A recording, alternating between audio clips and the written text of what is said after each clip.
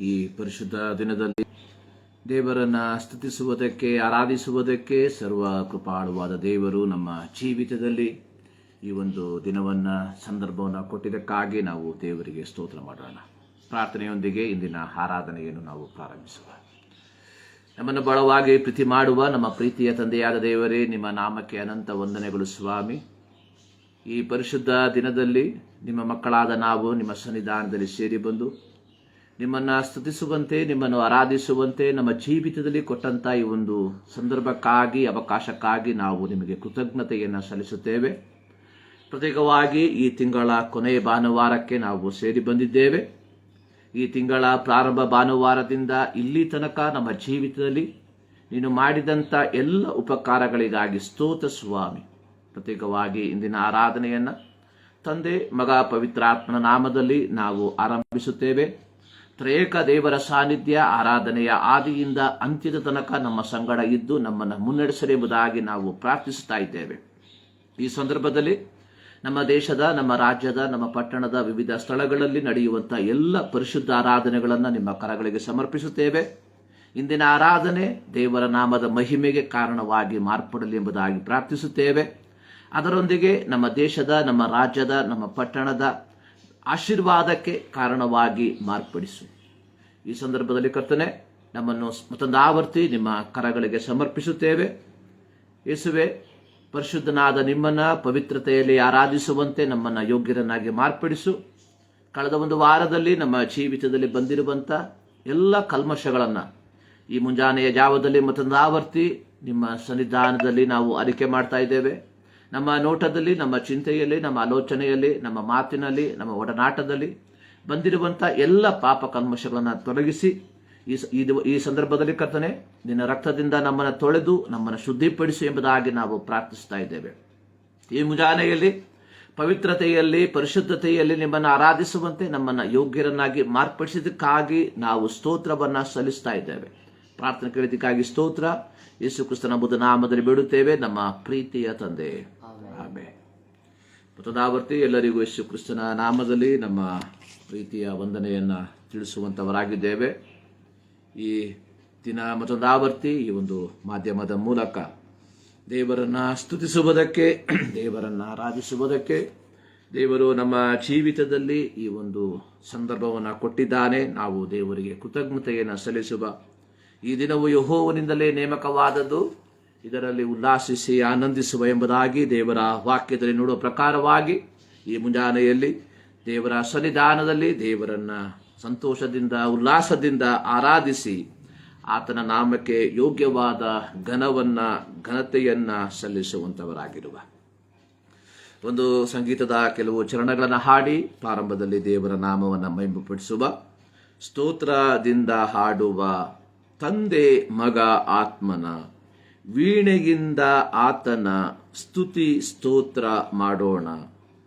ತಂತಿ ವಾದ್ಯದಿಂದಲೂ ಪಿಳ್ಳಂ ಗೋವಿಯಿಂದಲೂ ಪ್ರಭೆಯುಳ್ಳ ಸ್ವಾಮಿಗೆ ಆಡಿ ಪಾಡಿ ಕೀರ್ತನೆ. ಈ ಒಂದು ಸಂಗೀತದ ಕೆಲವು ಚರಣಗಳನ್ನು ಹಾಡಿ ದೇವರ ನಾಮವನ್ನು ನಾವು ಮಹಿಮೆಪಡಿಸುವ. ಸ್ತೋತ್ರದಿಂದ ಹಾಡುವ ತಂದೆ, ಮಗ, ಆತ್ಮನ ವೀಣೆಯಿಂದ ಆತನ ಸ್ತುತಿ ಸ್ತೋತ್ರ ಮಾಡೋಣ. ತಂತಿ ವಾದ್ಯದಿಂದಲೂ ಪಿಳ್ಳಂ ಗೋವಿಯಿಂದಲೂ ಪ್ರಭೆಯುಳ್ಳ ಸ್ವಾಮಿಗೆ ಆಡಿ ಪಾಡಿ ಕೀರ್ತನೆ. ಸ್ತೋತ್ರದಿಂದ ಹಾಡುವ ತಂದೆ, ಮಗ, ಆತ್ಮನ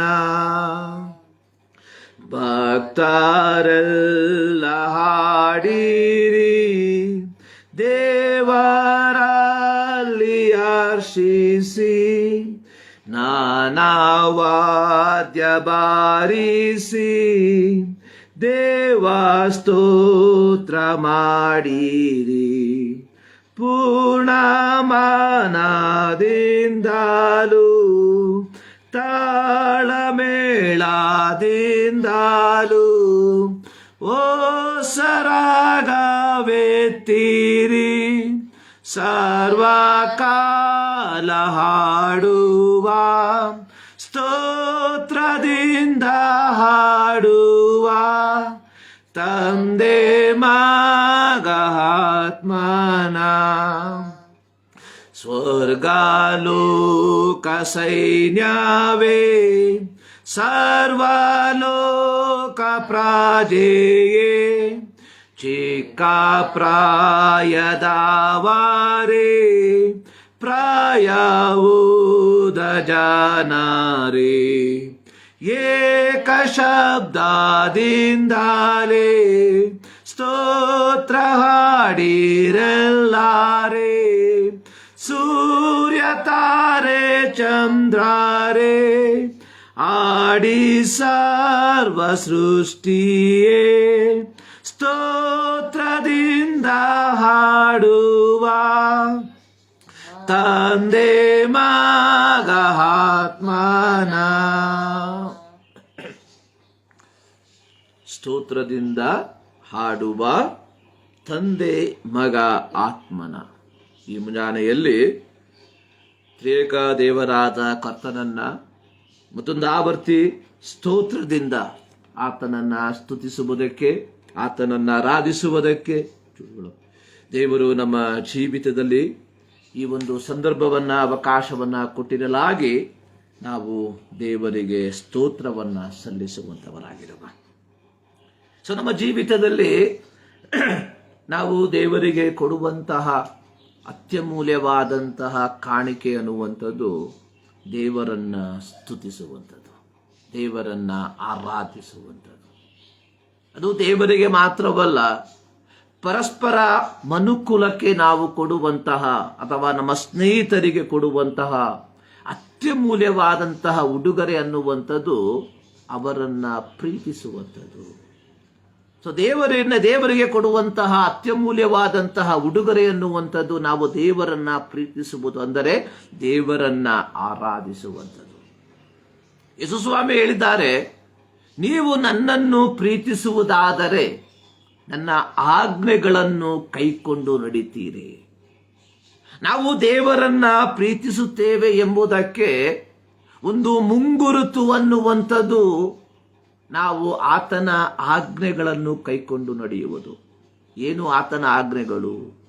ಯೇಸು ಸ್ವಾಮಿ ಹೇಳಿದ್ದಾರೆ, ನಿನ್ನ ದೇವರಾದ ಯೆಹೋವನನ್ನ ಪೂರ್ಣ ಹೃದಯದಿಂದ, ಪೂರ್ಣ ಪ್ರಾಣದಿಂದ, ಪೂರ್ಣ ಶಕ್ತಿಯಿಂದ ಪ್ರೀತಿಸಬೇಕು. ಇದು ದೇವರು ನಮಗೆ ಕೊಟ್ಟಿರುವಂತಹ ಆಜ್ಞೆ. ಅದು ಮಾತ್ರವಲ್ಲ, ಅದನ್ನು ಹೇಳಿದ ನಂತರವಾಗಿ ಮುಂದುವರೆಸಿ ಯೇಸು ಸ್ವಾಮಿ ಹೇಳಿರುವಂಥದ್ದು, ಇದಕ್ಕೆ ಸಮಾನವಾದ ಇನ್ನೊಂದು ಆಜ್ಞೆ ಇದೆ.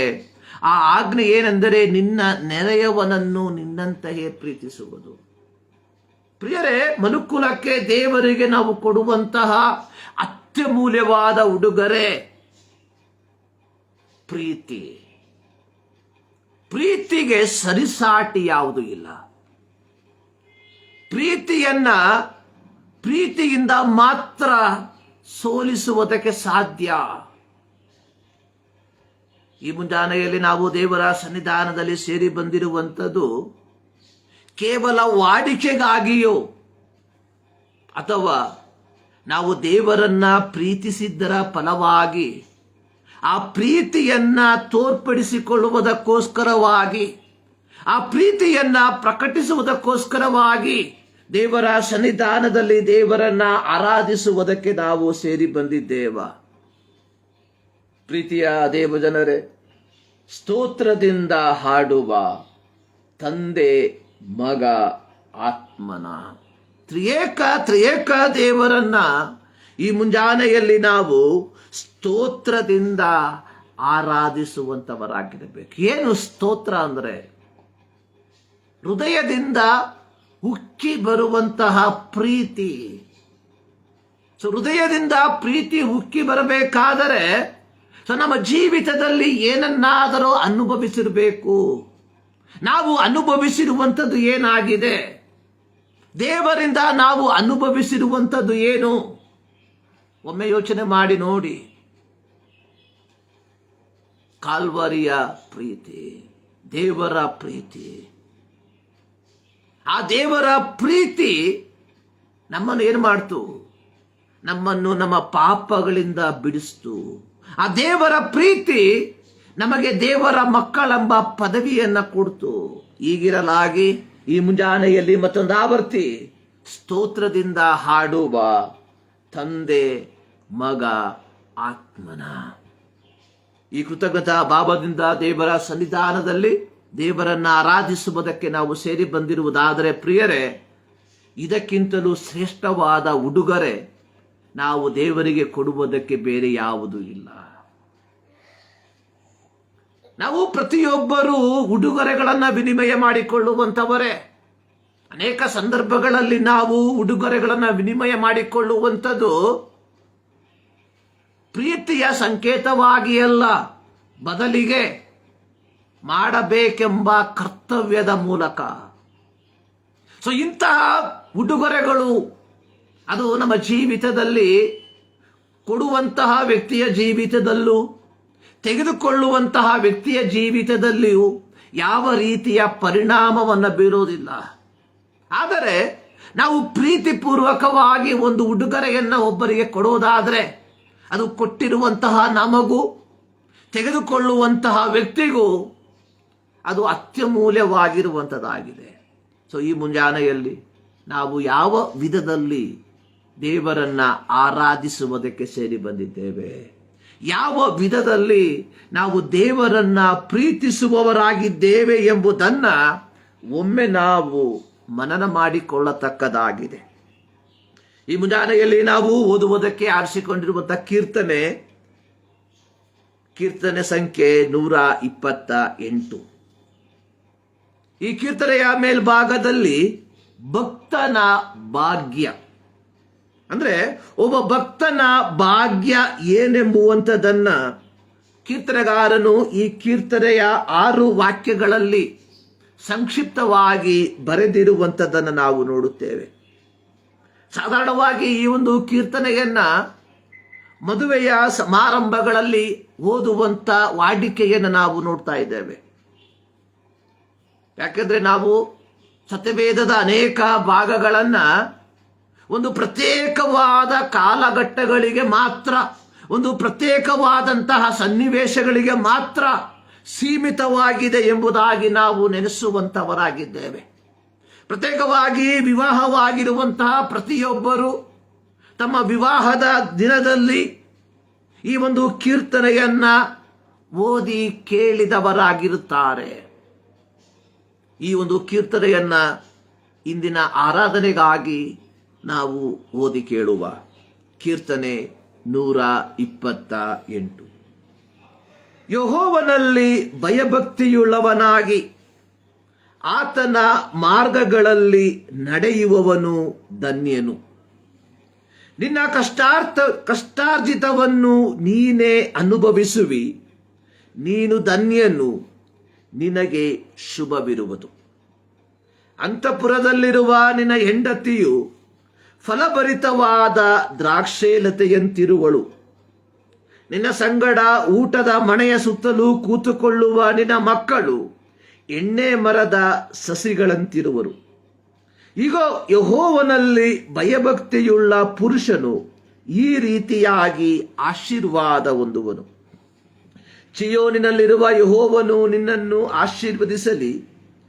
ಜೀವಮಾನವೆಲ್ಲ ಯೆರೂಸಲೇಮಿನ ಸೌಭಾಗ್ಯವನ್ನು ನೋಡುವವನಾಗು. ಮಕ್ಕಳನ್ನು ಕಾಣುವವನಾಗು. ಇಸ್ರಾಯೇಲಿಯರಿಗೆ ಶುಭವಾಗಲಿ.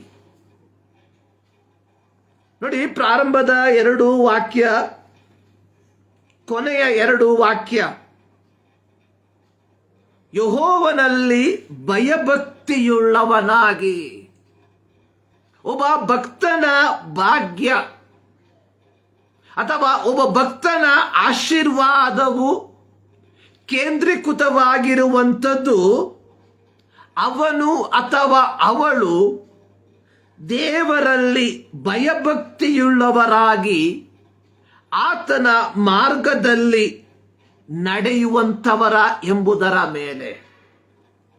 ಈ ಲೋಕದಲ್ಲಿ ನಾವು ಅನೇಕ ವಿಧವಾದಂತಹ ಸೌಕರ್ಯಗಳನ್ನು ಕಾಣಬಹುದು. ದೇವರನ್ನ ಆರಾಧಿಸುವಂಥವರು, ದೇವರನ್ನ ಆರಾಧಿಸದೇ ಇರುವಂಥವರು, ದೇವರನ್ನ ಆರಾಧಿಸುವಂತೆ ನಟನೆ ಮಾಡುವಂಥವರು, ಲೋಕದ ಸುಖ ಸೌಕರ್ಯಗಳನ್ನು ಅನುಭವಿಸುವಂಥದ್ದನ್ನು ನಾವು ಕಾಣ್ತೇವೆ. ಆದರೆ ಇಲ್ಲಿ ಕೀರ್ತನೆಗಾರನು ಹೇಳುವಂಥದ್ದು, ಒಬ್ಬ ಭಕ್ತನ ಭಾಗ್ಯ ಅನ್ನುವಂಥದ್ದು ಯಾರು ಯೆಹೋವನಲ್ಲಿ ಭಯಭಕ್ತಿಯುಳ್ಳವನಾಗಿ ಆತನ ಮಾರ್ಗದಲ್ಲಿ ನಡೀತಾರೋ ಅಂಥವರ ಜೀವಿತದಲ್ಲಿ ದೇವರ ಆಶೀರ್ವಾದವು ಬರುವಂಥದ್ದಾಗಿದೆ ಎಂಬುದಾಗಿ. ಎರಡನೇ ವಾಕ್ಯಕ್ಕೆ ಬರುವಂತಹ ಸಂದರ್ಭದಲ್ಲಿ ನಿನ್ನ ಕಷ್ಟಾರ್ಜಿತವನ್ನು ನೀನೇ ಅನುಭವಿಸುವಿ, ನೀನು ಧನ್ಯನು, ನಿನಗೆ ಶುಭವಿರುವುದು. ನಿನ್ನ ಕಷ್ಟಾರ್ಜಿತವನ್ನು ಅಂದರೆ ಯಾರು ಯೆಹೋವನಲ್ಲಿ ಭಯಭಕ್ತಿಯುಳ್ಳವನಾಗಿ ಆತನ ಮಾರ್ಗದಲ್ಲಿ ನಡೀತಾರೋ ಅಂಥವರು ತಮ್ಮ ಜೀವಿತದಲ್ಲಿ ತಾವು ತಾವು ಕಷ್ಟಪಟ್ಟಂತಹ ಎಲ್ಲ ಕಷ್ಟಪಾಡುಗಳಿಗೂ ಆಶೀರ್ವಾದವನ್ನ ಅನುಭವಿಸುವಂತವರಾಗಿರ್ತಾರೆ ಎಂಬುದಾಗಿ. 5ನೇ ವಾಕ್ಯದಲ್ಲಿ ನೋಡುತ್ತೇವೆ, ಚಿಯೋನಿನಲ್ಲಿರುವ ಯೆಹೋವನು ನಿನ್ನನ್ನು ಆಶೀರ್ವದಿಸಲಿ, ಜೀವಮಾನದವೆಲ್ಲ ಯೆರೂಸಲೇಮಿನ ಸೌಭಾಗ್ಯವನ್ನು ನೋಡುವವನಾಗು, ಮಕ್ಕಳನ್ನು ಕಾಣುವವನಾಗು, ಇಸ್ರಾಯೇಲ್ಯರಿಗೆ ಶುಭವಾಗಲಿ. ನೋಡಿ, ಒಬ್ಬ ಭಕ್ತನ ಆಶೀರ್ವಾದ ಕೇವಲ ಈ ಲೋಕದಲ್ಲಿ ಪಡುವಂತಹ ಪ್ರಯಾಸಗಳ ಮೇಲುಗಳನ್ನು ಅನುಭವಿಸುವಂಥದ್ದು ಮಾತ್ರವಲ್ಲ. 3ನೇ ವಾಕ್ಯಕ್ಕೆ ಬರುವಂತಹ ಸಂದರ್ಭದಲ್ಲಿ ಅಲ್ಲಿ ಬರೆಯಲ್ಪಟ್ಟಿರುವಂಥದ್ದು, ಅಂತಃಪುರದಲ್ಲಿರುವ ನಿನ್ನ ಹೆಂಡತಿಯು ಫಲಭರಿತವಾದ ದ್ರಾಕ್ಷೇಲತೆಯಂತಿರುವಳು. ಒಬ್ಬ ಭಕ್ತನ ಆಶೀರ್ವಾದ, ಭಕ್ತನ ಭಾಗ್ಯ ಅವನ ಜೀವಿತದಲ್ಲಿ ಕೌಟುಂಬಿಕ ಜೀವಿತದ ಮೇಲೆ ಕೇಂದ್ರೀಕೃತವಾಗಿರುವಂಥದ್ದಾಗಿದೆ. ಅಂತಃಪುರದಲ್ಲಿರುವ ನಿನ್ನ ಹೆಂಡತಿ ಫಲಭರಿತಲಾದ ದ್ರಾಕ್ಷೇಲತೆ, ನಿನ್ನ ಸಂಗಡ ಊಟದ ಮನೆಯ ಸುತ್ತಲೂ ಕೂತುಕೊಳ್ಳುವ ನಿನ್ನ ಮಕ್ಕಳು ಎಣ್ಣೆ ಮರದ ಸಸಿಗಳಂತಿರುವರು. 4ನೇ ವಾಕ್ಯ, ಯೆಹೋವನಲ್ಲಿ ಭಯಭಕ್ತಿಯುಳ್ಳ ಪುರುಷನು ಈ ರೀತಿಯಾಗಿ ಆಶೀರ್ವಾದ ಹೊಂದುವನು. ಒಬ್ಬ ಭಕ್ತನ ಭಾಗ್ಯ ಅನ್ನುವಂಥದ್ದು, ಒಬ್ಬ ಭಕ್ತನ ಆಶೀರ್ವಾದ ಅನ್ನುವಂಥದ್ದು ಲೌಕಿಕವಾಗಿ ಏನನ್ನಾದರೂ ಹೊಂದಿಕೊಳ್ಳುವಂಥದ್ದು ಮಾತ್ರವಲ್ಲ.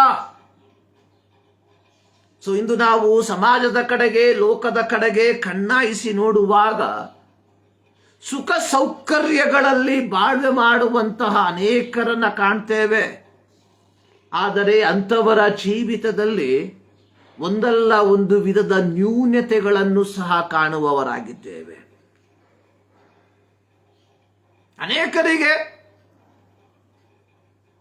ಹಣಕ್ಕೆ ಯಾವ ವಿಧವಾದ ಕೊರತೆಗಳು ಇಲ್ಲ, ಸುಖ ಸೌಕರ್ಯಗಳಿಗೆ ಯಾವ ವಿಧವಾದ ಕೊರತೆ ಇಲ್ಲ. ಆದರೆ ಒಬ್ಬಂಟಿಗರಾಗಿ ಜೀವಿಸುವಂತವರಾಗಿರ್ತಾರೆ. ಬೇರೆ ಕೆಲವರನ್ನು ನಾವು ನೋಡುವಂತಹ ಸಂದರ್ಭದಲ್ಲಿ ಕೌಟುಂಬಿಕ ಜೀವಿತವನ್ನ ಪ್ರವೇಶಿಸಿರುವಂತ ಅನೇಕರು ಎಲ್ಲ ವಿಧವಾದ ಮೇಲುಗಳನ್ನು ಅನುಭವಿಸುವಂತವರಾಗಿರ್ತಾರೆ. ಒಳ್ಳೆಯ ಕೆಲಸ, ಒಳ್ಳೆಯ ಮನೆ, ಒಳ್ಳೆಯ ವಾಹನ, ಎಲ್ಲವೂ ಒಳ್ಳೆಯದೇ. ಆದರೆ ತಲೆಮಾರುಗಳಿಲ್ಲದೆ ನಿರಾಶೆಯ ಬಡುವಿನಲ್ಲಿ ಜೀವಿಸುವಂಥವರನ್ನು ನಾವು ನೋಡ್ತೇವೆ. ಆದರೆ ಇಲ್ಲಿ ಕೀರ್ತನೆಗಾರನು ಹೇಳುವಂಥದ್ದು, ಯೆಹೋವನಲ್ಲಿ ಭಯಭಕ್ತಿಯುಳ್ಳ ಪುರುಷನು ಈ ರೀತಿಯಾಗಿ ಆಶೀರ್ವಾದ ಹೊಂದುತ್ತಾನೆ. ಯಾವ ರೀತಿಯಾಗಿ? ಅಂತಃಪುರದಲ್ಲಿರುವ ನಿನ್ನ ಹೆಂಡತಿ ಫಲಭರಿತಳಾಗಿರ್ತಾಳೆ. ಆಮೇಲೆ ನಿನ್ನ ಮಕ್ಕಳು ಎಣ್ಣೆ ಮರದ ಸಸಿಗಳಂತಿರ್ತಾರೆ. ಏನು ಎಣ್ಣೆ ಮರದ ಸಸಿಯ ಒಂದು ಪ್ರತ್ಯೇಕತೆ? ಎಣ್ಣೆ ಮರದ ಸಸಿ ಎನ್ನುವಂಥದ್ದು ಆಶೀರ್ವಾದವನ್ನ ತೋರಿಸುವಂಥದ್ದು. ಅನೇಕರಿಗೆ ಮಕ್ಕಳಿರ್ತಾರೆ, ಆದರೆ ಪ್ರಯೋಜನವಿಲ್ಲದ ಮಕ್ಕಳು. ಅನೇಕರಿಗೆ ಮಕ್ಕಳಿಲ್ಲ, ಅನೇಕರಿಗೆ ಮಕ್ಕಳಿದೆ, ಆದರೆ ದೇವರು ಕೊಟ್ಟಿರುವಂತಹ ಮಕ್ಕಳು ನಮ್ಮ ಜೀವಿತದಲ್ಲಿ ಆಶೀರ್ವಾದವಾಗಿದ್ದಾರಾ, ಅಥವಾ ಕುಟುಂಬಕ್ಕೂ ತಂದೆ ತಾಯಿಗಳಿಗೂ ಸಮಾಜಕ್ಕೂ ತಲೆನೋವಾಗಿ ಮಾರ್ಪಟ್ಟಿದ್ದಾರಾ? ಯೋಚನೆ ಮಾಡಿ ನೋಡಿ. ಅಂದ್ರೆ ಒಬ್ಬ ಭಕ್ತನ ಭಾಗ್ಯ ಕೇವಲ ಲೌಕಿಕವಾದ ಮೇಲುಗಳನ್ನು ಹೊಂದಿಕೊಳ್ಳುವಂಥದ್ದು ಮಾತ್ರವಲ್ಲ. ಒಬ್ಬ ಭಕ್ತನ ಭಾಗ್ಯ ಕೌಟುಂಬಿಕ ಜೀವಿತಕ್ಕೆ ಪ್ರವೇಶಿಸುವಂಥದ್ದು ಮಾತ್ರವಲ್ಲ. ಒಬ್ಬ ಭಕ್ತನ ಭಾಗ್ಯ ಮಕ್ಕಳನ್ನ ಹೊಂದಿಕೊಳ್ಳುವಂಥದ್ದು ಮಾತ್ರವಲ್ಲ. ಒಬ್ಬ ಭಕ್ತನ ಭಾಗ್ಯ ಅನ್ನುವಂಥದ್ದು ಹೆಂಡತಿಯಾದವಳು ಫಲಭರಿತಳಾದಂತಹ ದ್ರಾಕ್ಷೇಲತೆಯಂತೆಯೂ ಮಕ್ಕಳು ಎಣ್ಣೆ ಮರದ ಸಸಿಗಳಂತೆ ಇರುವಂಥದ್ದಾಗಿದೆ. ಪ್ರೀತಿಯ ದೇವಜನರೇ, ನಮ್ಮ ಜೀವಿತವನ್ನು ನಾವು ಒಮ್ಮೆ ಕುಲಂಕುಷವಾಗಿ ಪರೀಕ್ಷೆ ಮಾಡಿಕೊಳ್ಳುವ. ನಾವೆಲ್ಲರೂ ಕೌಟುಂಬಿಕ ಜೀವಿತವನ್ನ ಪ್ರವೇಶಿಸಿರುವಂತವರೇ. ನಮ್ಮೆಲ್ಲರಿಗೂ ದೇವರು ಕುಟುಂಬವನ್ನ, ಮಕ್ಕಳನ್ನ ಕೊಟ್ಟಿದ್ದಾರೆ.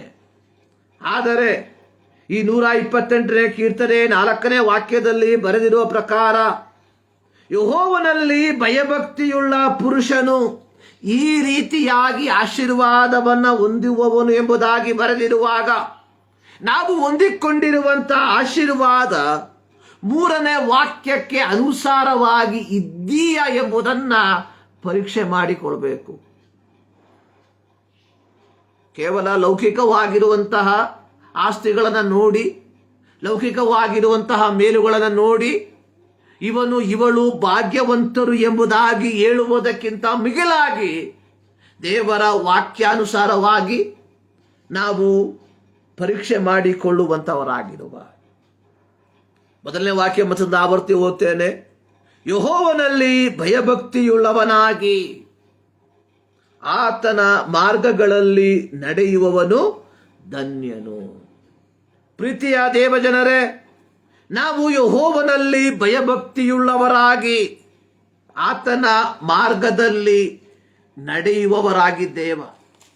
1ನೇ ಕೀರ್ತನೆಯಲ್ಲಿ ನಾವು ನೋಡುವಂಥದ್ದು, 1ನೇ ಕೀರ್ತನೆಯಲ್ಲಿ ಬರೆದಿರುವಂಥದ್ದು, ಯಾವನು ದುಷ್ಟರ ಆಲೋಚನೆಯಂತೆ ನಡೆಯದೆ, ಪಾಪಾತ್ಮರ ಮಾರ್ಗದಲ್ಲಿ ನಿಂತುಕೊಳ್ಳದೆ, ಧರ್ಮನಿಂದಕರೊಡನೆ ಕೂತುಕೊಳ್ಳದೆ, ಯೆಹೋವನ ಧರ್ಮಶಾಸ್ತ್ರದಲ್ಲಿ ಆನಂದ ಪಡುವವನಾಗಿ ಅದನ್ನೇ ಹಗಲಿರುಳು ಧ್ಯಾನಿಸುತ್ತಿರುವನೋ ಅವನು ಎಷ್ಟೋ ಧನ್ಯನು.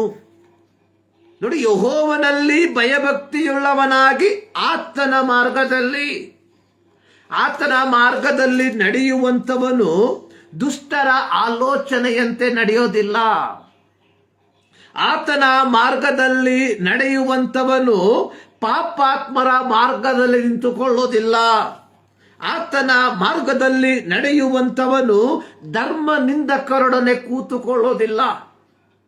ಅಂದ್ರೆ ನಾವು ಭಕ್ತರಾಗಿ ಭಕ್ತರ ಭಾಗ್ಯವನ್ನ ಅನುಭವಿಸಬೇಕಾದರೆ, ಅಥವಾ ಯೆಹೋವನಲ್ಲಿ ಭಯಭಕ್ತಿಯುಳ್ಳವರಾಗಿ ಆತನ ಮಾರ್ಗದಲ್ಲಿ ನಡೆಯುವಂತವರಾಗಬೇಕಾದರೆ ದುಷ್ಟರ ಆಲೋಚನೆಯನ್ನು ನಾವು ನಿರಾಕರಿಸಬೇಕು, ಪಾಪಾತ್ಮರ ಮಾರ್ಗಗಳನ್ನು ನಿರಾಕರಿಸಬೇಕು, ಧರ್ಮ ನಿಂದಕರೊಡನೆ ನಾವು ಒಡನಾಡಬಾರದು.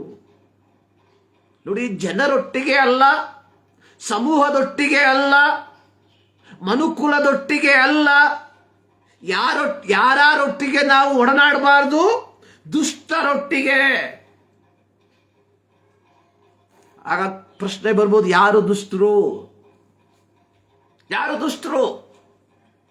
ನಮ್ಮ ಸಂಘಕ್ಕೆ ಸೇರದವರ ದುಷ್ಟರು, ನಮ್ಮ ಸಭೆಗೆ ಸೇರದವರ ದುಷ್ಟರು. ಯಾರು ದುಷ್ಟರು? ಕ್ರೈಸ್ತರೆಂಬುದಾಗಿ ಹೇಳಿಕೊಂಡು, ವಿಶ್ವಾಸಿ ಎಂಬುದಾಗಿ ಹೇಳಿಕೊಂಡು, ಕ್ರಿಸ್ತತ್ವದ ಯಾವ ಗುಣಲಕ್ಷಣಗಳು ಇಲ್ಲದವನು ದುಷ್ಟನು. ಅದು ಬಿಟ್ಟು ಅಕ್ರೈಸ್ತರಲ್ಲ ದುಷ್ಟರು. ನಮ್ಮ ಪಂಗಡಕ್ಕೆ ಸೇರದವರೆಲ್ಲ ದುಷ್ಟರು. ಇಂದು ಕ್ರೈಸ್ತತ್ವದಲ್ಲಿ ದುಷ್ಟರು ಯಾರೆಂಬುದಾಗಿ ನಾವು ಕೇಳೋದಾದ್ರೆ, ಪ್ರತ್ಯೇಕವಾಗಿ ಪೆಂಟೆಕೋಸ್ತ ಸಭೆಗಳಿಗೆ ನಾವು ಕೇಳಿದ್ರೆ ಅವರು ಬೊಟ್ಟು ಮಾಡಿ ತೋರಿಸುವಂಥದ್ದು ಯಾರನ್ನ? ರೋಮನ್ ಕ್ಯಾಥಲಿಕ್ ಅವರನ್ನ ದುಷ್ಟರು. ಅವರು ಬೊಟ್ಟು ಮಾಡಿ ಯಾರನ್ನು ತೋರಿಸ್ತಾರೆ? CSI ಅವರು ದುಷ್ಟರು. ಯಾರು ದುಷ್ಟರು? ಕ್ರೈಸ್ತರೆಂಬುದಾಗಿ ಹೇಳಿಕೊಂಡು, ಅಥವಾ ಒಂದು ಪ್ರತ್ಯೇಕವಾದ ಪಂಗಡಕ್ಕೆ ಸೇರಿದವನು ಎಂಬುದಾಗಿ ಹೇಳಿಕೊಂಡು, ಕ್ರಿಸ್ತನ ಬೋಧನೆಗೆ ಅನುಗುಣವಾಗಿ ತನ್ನ ಜೀವಿತವನ್ನು ನಿರ್ವಹಿಸುವಂತಹ ಪ್ರತಿಯೊಬ್ಬನು ದುಷ್ಟನು. ಯಾರು ಪಾಪಾತ್ಮರು? ಯಾರು ಪಾಪಾತ್ಮರು? ಪಾಪ ಅಂದ್ರೆ ಏನು? ಡಿಸ್ಒಬೇ ಗಾಡ್. ಡಿಸ್ಒಬೇಯಿಂಗ್ ಗಾಡ್. ಯಾರು ಡಿಸ್ಒಬೇ ಮಾಡ್ತಾ ಇರೋದು? ಯಾರು ಅವಿಧೇಯರಾಗ್ತಾ ಇರುವಂಥದ್ದು? ಯಾರಿಗೆ ಧರ್ಮಶಾಸ್ತ್ರವು ಕೊಡಲ್ಪಟ್ಟಿದೆ? ಯಾರಿಗೆ ದಶಾಜ್ಞೆಗಳು ಕೊಡಲ್ಪಟ್ಟಿದೆ? ಯಾರಿಗೆ ಸತ್ಯವೇದವು ಕೊಡಲ್ಪಟ್ಟಿದೆ? ಅಂಥವರು ದೇವರ ವಾಕ್ಯವನ್ನ ಕೇವಲ ಕಾಟಾಚಾರಕ್ಕಾಗಿ ಉಪಯೋಗ ಮಾಡಿ ತಮ್ಮಿಷ್ಟದ ಪ್ರಕಾರವಾಗಿ ಜೀವಿಸ್ತಾರೆ. ಅಂಥವರು ಪಾಪಾತ್ಮರು. ಯಾರು ಧರ್ಮ ನಿಂದಕರು? ಯಾರು ಧರ್ಮ ನಿಂದನೆ ಮಾಡ್ತಾ ಇರೋದು? ನಾವು ಬೇರೆಯವರ ಕಡೆಗೆ ಪಟ್ಟು ಮಾಡಿ ತೋರಿಸ್ತೇವೆ, ಅವರು ಧರ್ಮವನ್ನು ನಿಂದಿಸ್ತಾ ಇದ್ದಾರೆ. No, you.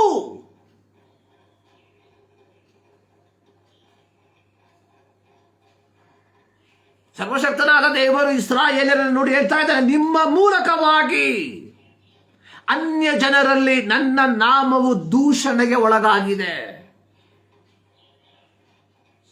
ಯೆಶಾಯನ ಪ್ರವಾದನ ಗ್ರಂಥದಲ್ಲಿ ನಾವು ನೋಡ್ತೇವೆ, ನಿಮ್ಮ ಮೂಲಕವಾಗಿ. ಯಾರನ್ನ ನೋಡಿ ಹೇಳ್ತಾ ಇರೋದು?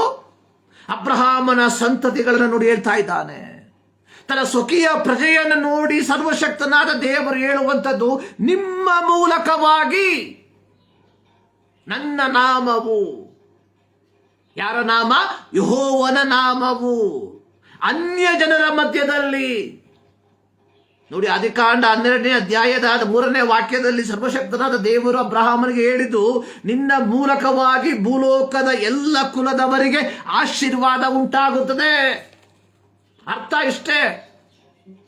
ಅದರ ಅರ್ಥ ಏನು ಅಂತ ಹೇಳಿದ್ರೆ, ದೇವರು ಅಬ್ರಹಾಮನ ಮೂಲಕ ಅಬ್ರಹಾಮನ ಸಂತತಿಯನ್ನು ತನ್ನ ಸ್ವಕೀಯ ಪ್ರಜೆಯನ್ನಾಗಿ ಆರಿಸಿಕೊಂಡು ಅವರನ್ನು ವಾಗ್ದತ್ತ ಕಾನಾನ್ ದೇಶದಲ್ಲಿ ಸ್ಥಾಪಿಸಿ, ಅವರು ಯೆಹೋವನ ಆಜ್ಞೆಗಳಿಗೆ ಅನುಗುಣವಾಗಿ ಜೀವಿಸಿ, ತಮ್ಮ ಜೀವಿತದ ಮೂಲಕ ಯೆಹೋವನೇ ನಿತ್ಯ ದೇವರು, ಸತ್ಯ ದೇವರು ಎಂಬುದನ್ನು ತೋರ್ಪಡಿಸಬೇಕೆಂಬುದಾಗಿತ್ತು ದೇವರ ಚಿತ್ತ. ಆದರೆ ಅವರೇನು ಮಾಡಿದ್ರು? as soon as they entered the promised land, ಭಕ್ತದ ಕಾನಾನ್ ದೇಶವನ್ನ ಪ್ರವೇಶಿಸುವುದಕ್ಕಿಂತ ಮುಂಚಿತವಾಗಿ ಅಥವಾ ಪ್ರವೇಶಿಸಿದ ತಕ್ಷಣವಾಗಿ ಏನು ಮಾಡಿದ್ರು? ಇತರೆ ದೇವರುಗಳನ್ನ ಅವಲಂಬಿಸುವುದಕ್ಕೆ ಪ್ರಾರಂಭಿಸಿದ್ರು. ಆದ್ರೆ ದೇವರ ಉದ್ದೇಶ ಏನಾಗಿತ್ತು? ಇವರು ನನ್ನ ಮಾರ್ಗದಲ್ಲಿ ನಡೆದು ನನ್ನ ಆಜ್ಞೆಗಳಿಗೆ ವಿಧೇಯರಾಗಿ ಇತರೆ ಜನಾಂಗಗಳ ಮಧ್ಯದಲ್ಲಿ ಯೆಹೋವನೇ ನಿತ್ಯ ಸತ್ಯ ದೇವರು ಎಂಬುದನ್ನ ತೋರ್ಪಡಿಸುವಂತದ್ದಾಗಿತ್ತು. ಅದೇ ದೇವರು ಅಬ್ರಹಾಮನಿಗೆ ಹೇಳಿದ ವಾಗ್ದಾನ, ನಿನ್ನ ಮೂಲಕ ಭೂಲೋಕದ ಎಲ್ಲ ಕುಲದವರಿಗೆ ಆಶೀರ್ವಾದ ಉಂಟಾಗಬೇಕು ಎಂಬುದಾಗಿ. They failed. ಅವ್ರೇನ್ ಮಾಡೋದ್ರಲ್ಲಿ ಸೋತೋದ್ರು. ನೋಡಿ, ಯೇಸು ಸ್ವಾಮಿ 2000 ವರ್ಷಗಳ ಹಿಂದೆ ಮನುಕುಲದ ಪಾಪಗಳ ಪರಿಹಾರಕ್ಕೋಸ್ಕರವಾಗಿ ತನ್ನನ್ನು ತಾನೇ ಯಜ್ಞಾರ್ಪಿತವಾಗಿ ಅರ್ಪಿಸಿ ನಮ್ಮನ್ನು ದೇವರ ಮಕ್ಕಳಾಗಿ ಮಾರ್ಪಡಿಸುವಂತಹ ಉದ್ದೇಶ ಏನಾಗಿತ್ತು?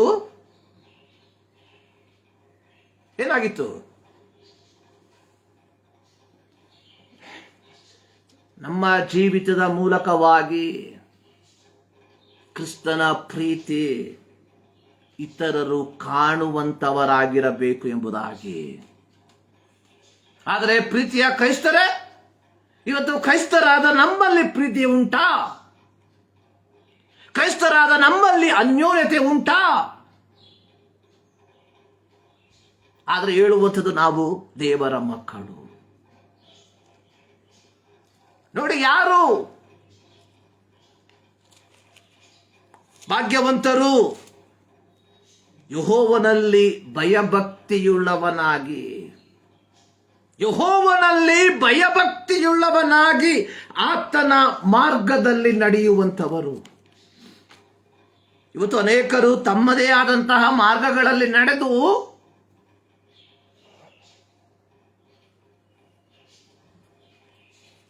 ನೋಡಿ, 1ನೇ ಕೀರ್ತನೆ ನಾವು ನೋಡಿದ್ವಿ. ಯಾರು ದುಷ್ಟರ ಆಲೋಚನೆಯಂತೆ ನಡೆಯದೆ, ಪಾಪಾತ್ಮರ ಮಾರ್ಗದಲ್ಲಿ ನಿಂತುಕೊಳ್ಳದೆ, ಧರ್ಮ ನಿಂದಕರೊಡನೆ ಕೂತುಕೊಳ್ಳದೆ, ಯೆಹೋವನ ಧರ್ಮಶಾಸ್ತ್ರದಲ್ಲಿ ಆನಂದ ಪಡುವವನಾಗಿ ಅದನ್ನು ಹಗಲಿರುಳು ಧ್ಯಾನಿಸುತ್ತಾನೋ, ಅವರು ನೀರಿನ ಕಾಲುವೆಗಳ ಬಳಿಯಲ್ಲಿ ಬೆಳೆದಿರುವ ಮರದ ಹಾಗಿರುವರು. ಅದರ ಎಲೆ ಬಾಡುವುದೇ ಇಲ್ಲ, ಅದರಂತೆ ಅವನ ಕಾರ್ಯವೆಲ್ಲವೂ ಸಫಲವಾಗುವುದು. ಅಂದ್ರೆ ದೇವರ ವಾಕ್ಯದಲ್ಲಿ ನಾವು ಬೇರೂರಿ ಜೀವಿಸುವಂತವರಾಗಿರಬೇಕು. ನಾವು ದೇವರ ವಾಕ್ಯದಲ್ಲಿ ಬೇರೂರಿದವರಾಗಿದ್ದೇವ ಎಂಬ ಒಂದು ಪ್ರಶ್ನೆ ಪ್ರಪ್ರಥಮವಾಗಿ ನಮಗೆ ನಾವೇ ಕೇಳಿಕೊಳ್ಳತಕ್ಕದಾಗಿದೆ. ದೇವರ ವಾಕ್ಯದಲ್ಲಿ ಬೇರೂರುವುದು ಅಂದರೆ ಕೆಲವು ವಾಕ್ಯಗಳನ್ನು ಬಾಯಿಪಾಠ ಮಾಡುವುದು ಎಂಬುದಾಗಿ ಅಲ್ಲ. ಅನೇಕ ಮಕ್ಕಳನ್ನ ಕೇಳಿದ್ರೆ ಹೇಳ್ತಾರೆ, ಐನೋ Psalms 119, 119ನೇ ಕೀರ್ತನೆ ನನಗೆ ಗೊತ್ತು, but what is the use? 119ನೇ ಕೀರ್ತನೆ 105ನೇ ವಾಕ್ಯ ಹೇಳ್ತಾ ಇದೆ, ನಿನ್ನ ವಾಕ್ಯವು ನನ್ನ ಕಾಲಿಗೆ ದೀಪವು, ನನ್ನ ದಾರಿಗೆ ಬೆಳಕು. ಈ ವಾಕ್ಯವನ್ನ ಕಂಠಪಾಠ ಮಾಡಿರುವಂತಹ ವ್ಯಕ್ತಿ, ಈ ವಾಕ್ಯವನ್ನ ಕಲಿತಿರುವಂತಹ ವ್ಯಕ್ತಿ ತನ್ನಿಷ್ಟದ ಪ್ರಕಾರವಾಗಿ ಜೀವಿಸುವಂತವನಾಗಿದ್ದರೆ ಈ ವಾಕ್ಯವನ್ನ ಕಲಿತು ಯಾವ ಪ್ರಯೋಜನ? ಏನ್ ಪ್ರಯೋಜನ?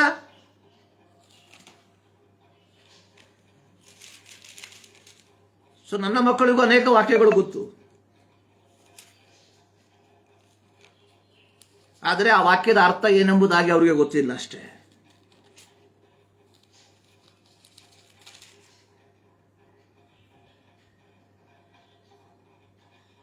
ನೂರ 119ನೇ ಕೀರ್ತನೆ 9ನೇ ವಾಕ್ಯ ಹೇಳ್ತಾ ಇದೆ, ಯೌವನಸ್ಥನು ತನ್ನ ನಡತೆಯನ್ನು ಶುದ್ಧಪಡಿಸಿಕೊಳ್ಳುವುದು ಯಾವುದರಿಂದ? ನಿನ್ನ ವಾಕ್ಯವನ್ನು ಗಮನಿಸಿ ನಡೆಯುವುದರಿಂದಲೇ. How can a young man cleanse his way? By taking it according to his word. ಈ ವಾಕ್ಯವನ್ನ ಕಂಠಪಾಠ ಮಾಡಿರುವಂತವನು ತನ್ನಿಷ್ಟದ ಪ್ರಕಾರವಾಗಿ ನಡೆಯುವಂತವನಾಗಿದ್ರೆ ಈ ವಾಕ್ಯವನ್ನ ಕಂಠಪಾಠ ಮಾಡಿ ಯಾವ ಪ್ರಯೋಜನ? ಪ್ರೀತಿಯ ದೇವಜನರೇ, ಕ್ರೈಸ್ತತ್ವವು ಒಂದು ಪ್ರಾಯೋಗಿಕ ಜೀವಿತ. ಆ ಪ್ರಾಯೋಗಿಕ ಜೀವಿತಕ್ಕೆ ಅನುಸಾರವಾಗಿ ನಾವು ಜೀವಿಸ್ತಾ ಇದ್ದೇವ. ಸೊ ಈ ಮುಂಜಾನೆಯಲ್ಲಿ ನಾವೇನ್ ಮಾಡಬೇಕು? ಪರೀಕ್ಷೆ ಮಾಡಿಕೊಳ್ಬೇಕು. ಯೆಹೋವನ ಮಾರ್ಗದಲ್ಲಿ ನಾವು ನಡೆಯುವಂತವರಾಗಿದ್ದೇವ. ನಾವು ಓದಿ ಕೇಳಿದ ಕೀರ್ತನೆಯಲ್ಲಿ ನಾವು ನೋಡಿದ್ವಿ, ಅಲ್ಲಿ ಬರೆಯಲ್ಪಟ್ಟಿರುವಂಥದ್ದು, ಯೆಹೋವನಲ್ಲಿ ಭಯಭಕ್ತಿಯುಳ್ಳ ಪುರುಷನು ಈ ರೀತಿಯಾಗಿ, ಯಾವ ರೀತಿಯಾಗಿ ಅಂತಃಪುರದಲ್ಲಿರುವ ಹೆಂಡತಿ ಫಲಭರಿತಳಾಗಿರ್ತಾಳೆ, ನಿನ್ನ ಮಕ್ಕಳು ಎಣ್ಣೆ ಮರದ ಸಸ್ಯಗಳಂತೆ ಇರ್ತಾರೆ. ಸೊ ನಮ್ಮ ಜೀವಿತ ಯಾವ ರೀತಿಯಾಗಿ ಆಶೀರ್ವಾದ ಹೊಂದಿದೆ ಎಂಬುದನ್ನ, ಅಥವಾ ಯಾವ ರೀತಿಯಾಗಿ ನಾವು ಹಣ ಸಂಪಾದನೆ ಮಾಡಿದ್ದೇವೆ ಎಂಬುದನ್ನು ಒಮ್ಮೆ ಪರೀಕ್ಷೆ ಮಾಡಿಕೊಳ್ಳತಕ್ಕದ್ದು ಬಹಳ ಪ್ರಾಮುಖ್ಯ. ಸೊ ಇಂದು ನಾವು ಧ್ಯಾನ ಮಾಡುವಂತಹ ಶೀರ್ಷಿಕೆ ವಿವಾಹ, celebration of unity and partnership. ಮದುವೆ ಐಕ್ಯತೆ ಮತ್ತು ಸಹಭಾಗಿತ್ವದ ಸಂಭ್ರಮ ಸಡಗರ. ಮದುವೆ ಎಲ್ಲರಿಗೂ ಸಂತೋಷವನ್ನ ತರುವಂತಹ, ಆನಂದವನ್ನ ತರುವಂತಹ ಒಂದು ಪದ ಪ್ರಯೋಗ. ಅನೇಕರು ಓದುವಂತಹ ಸಂದರ್ಭದಲ್ಲಿಯೇ ಮದುವೆ ಮಾಡ್ಕೊಂಡು ಹೋಗ್ಬಿಡ್ತಾರೆ.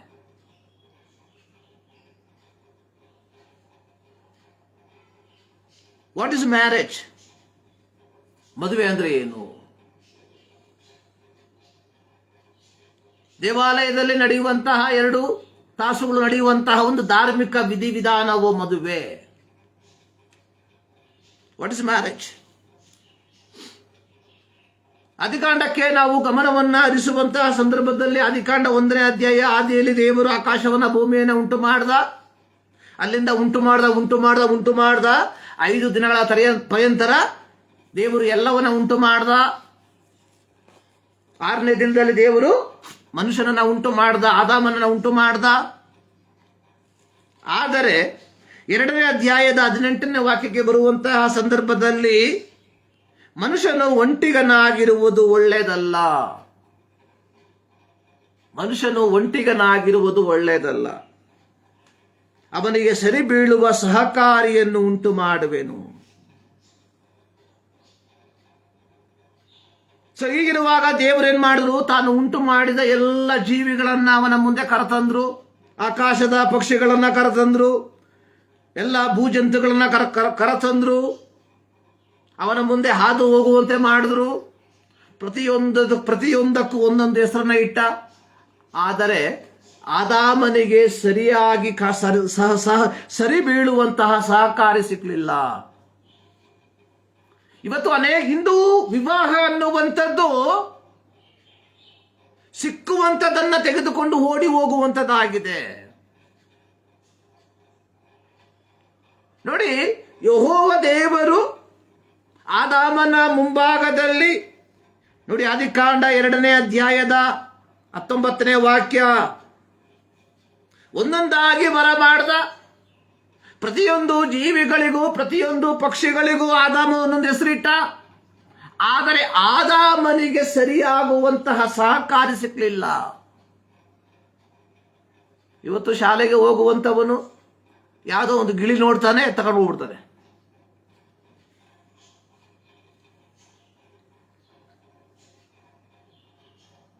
ಸೊ ಆಮೇಲೆ ದೇವರೇನ್ ಮಾಡಿದ್ರು? 21ನೇ ವಾಕ್ಯ, ಯೆಹೋವ ದೇವರು ಆ ಮನುಷ್ಯನಿಗೆ ಗಾಢ ನಿದ್ರೆಯನ್ನು ಬರಮಾಡಿ ಅವನ ಪಕ್ಕೆಯ ಎಲುಬುಗಳಲ್ಲಿ ಒಂದನ್ನು ತೆಗೆದುಕೊಂಡು ಸ್ತ್ರೀಯಾಗ ಮಾಡಿ ಆಕೆಯನ್ನು ಅವನ ಮುಂದೆ ತಂದ. ಆಗ 23ನೇ ವಾಕ್ಯ, ಈಗ ಸರಿ. ಯಾವಾಗ ಸರಿ ಆಯ್ತು? ಯಾವಾಗ ಯೆಹೋವ ದೇವರು ಆದಾಮನ ಪಕ್ಕೆ ಎಲುಬುಗಳಲ್ಲಿ ಒಂದನ್ನು ತೆಗೆದು ಒಂದು ಮನುಷ್ಯ ರೂಪವನ್ನ ಮಾಡಿ, ಅದಕ್ಕಿಂತ ಮುಂಚೆ ಬಂದಂಥದ್ದು ಯಾವುದು? 4 ಕಾಲುಗಳಿರುವಂತಹ ಜೀವಿಗಳು, ಸೊಂಡಲಿರುವಂತಹ ಜೀವಿಗಳು, ರೆಕ್ಕೆ ಇರುವಂತಹ ಪಕ್ಷಿಗಳು. ಸೊ ಇದ್ಯಾವುದು ಮನುಷ್ಯನಿಗೆ ಸರಿ ಕಾಣುವಂತಹ ಸಹಕಾರಿಯಾಗಲಿಲ್ಲ. ಆದರೆ ದೇವರು, ಯೆಹೋವ ದೇವರು ಆದಾಮನ ಪಕ್ಕೆಯ ಎಲುಬುಗಳಲ್ಲಿ ಒಂದನ್ನು ತೆಗೆದು ಮನುಷ್ಯ ರೂಪವನ್ನ ಮಾಡಿ ಆದಾಮನ ಮುಂದೆ ತಂದಾಗ ಆದಾಮ ಹೇಳ್ತಾ ಇದ್ದಾನೆ, ಈಗ ಸರಿ, ಈಗ ಸರಿ.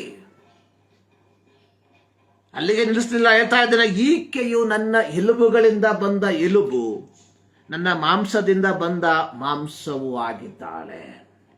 ಅಂದ್ರೆ ದೇವರು ತನ್ನ ಸೃಷ್ಟಿಯ ಆರಂಭದಲ್ಲಿಯೇ ಮನುಷ್ಯನು ಒಬ್ಬಂಟಿಗನಾಗಿ ಇರುವಂಥದ್ದು ಒಳ್ಳೆಯದಲ್ಲ ಎಂಬುದಾಗಿ ನೋಡಿ ಆ ಆದಾಮನಿಗೆ ಸರಿ ಕಾಣುವಂತಹ ಒಂದು ಸಹಕಾರಿಯನ್ನು ಉಂಟು ಮಾಡಿಕೊಟ್ಟ. ಮದುವೆ ಅನ್ನುವಂಥದ್ದು ದೇವರ ಪದ್ಧತಿಯಾಗಿದೆ. It is a God's plan. ಯಾತಕ್ಕೋಸ್ಕರವಾಗಿ 1ನೇ ಅಧ್ಯಾಯ 28ನೇ ವಾಕ್ಯದಲ್ಲಿ ದೇವರು ಅವರನ್ನು ಆಶೀರ್ವದಿಸಿ, ನೀವು ಬಹು ಸಂತಾನವುಳ್ಳವರಾಗಿ ಹೆಚ್ಚಿರಿ, ಬಹು ಸಂತಾನವುಳ್ಳವರಾಗಿ ಹೆಚ್ಚಿರಿ. ಮದುವೆ ದೇವರ ಪದ್ಧತಿ ಎನ್ನುವಂಥದ್ದು ಟು ಬಿ ಎ ಫ್ರೂಟ್ಫುಲ್. 128ನೇ ಕೀರ್ತನೆಯಲ್ಲಿ ನಾವು ನೋಡಿದ್ವಿ, ಅಂತಃಪುರದಲ್ಲಿರುವ ನಿನ್ನ ಹೆಂಡತಿ ಫಲಭರಿತಳಾದಂತಹ ದ್ರಾಕ್ಷೇಲತೆ, ನಿನ್ನ ಸಂಗಡ ಊಟದ ಮನೆಯ ಸುತ್ತಲೂ ಕೂತುಕೊಳ್ಳುವ ನಿನ್ನ ಮಕ್ಕಳು ಎಣ್ಣೆ ಮರದ ಸಸಿಗಳು. ಅಂದ್ರೆ ದೇವರು ಕುಟುಂಬವನ್ನ ಒಂದು ದೈವಿಕವಾದ ಪದ್ಧತಿಗೆ ಅನುಗುಣವಾಗಿ ರೂಪಿಸಿರುವಂತಹ ಉದ್ದೇಶ ಟು ಬಿ ಎ ಫ್ರೂಟ್ಫುಲ್, ಫಲಭರಿತರಾಗುವುದಕ್ಕಾಗಿ. ಅಂದ್ರೆ ಮದುವೆ ಅನ್ನುವಂಥದ್ದು ಏನಾಗಿದೆ? It's a celebration of unity, ಐಕ್ಯತೆಯ ಒಂದು ಸಂಭ್ರಮ, ಐಕ್ಯತೆಯ ಒಂದು ಸಂಭ್ರಮ. ಆದರೆ ಇವತ್ತು ಮದುವೆ ಅನ್ನುವಂಥದ್ದು ಒಂದು ಸೋಷಿಯಲ್ ಕಾಂಟ್ರಾಕ್ಟ್ ಆಗಿ ಮಾರ್ಪಟ್ಟಿದೆ. ಇಟ್ಸ್ ಅ ಸೋಷಿಯಲ್ ಕಾಂಟ್ರಾಕ್ಟ್, ಇಷ್ಟು ವರ್ಷಗಳ ಮಟ್ಟಿಗೆ ಮಾತ್ರ.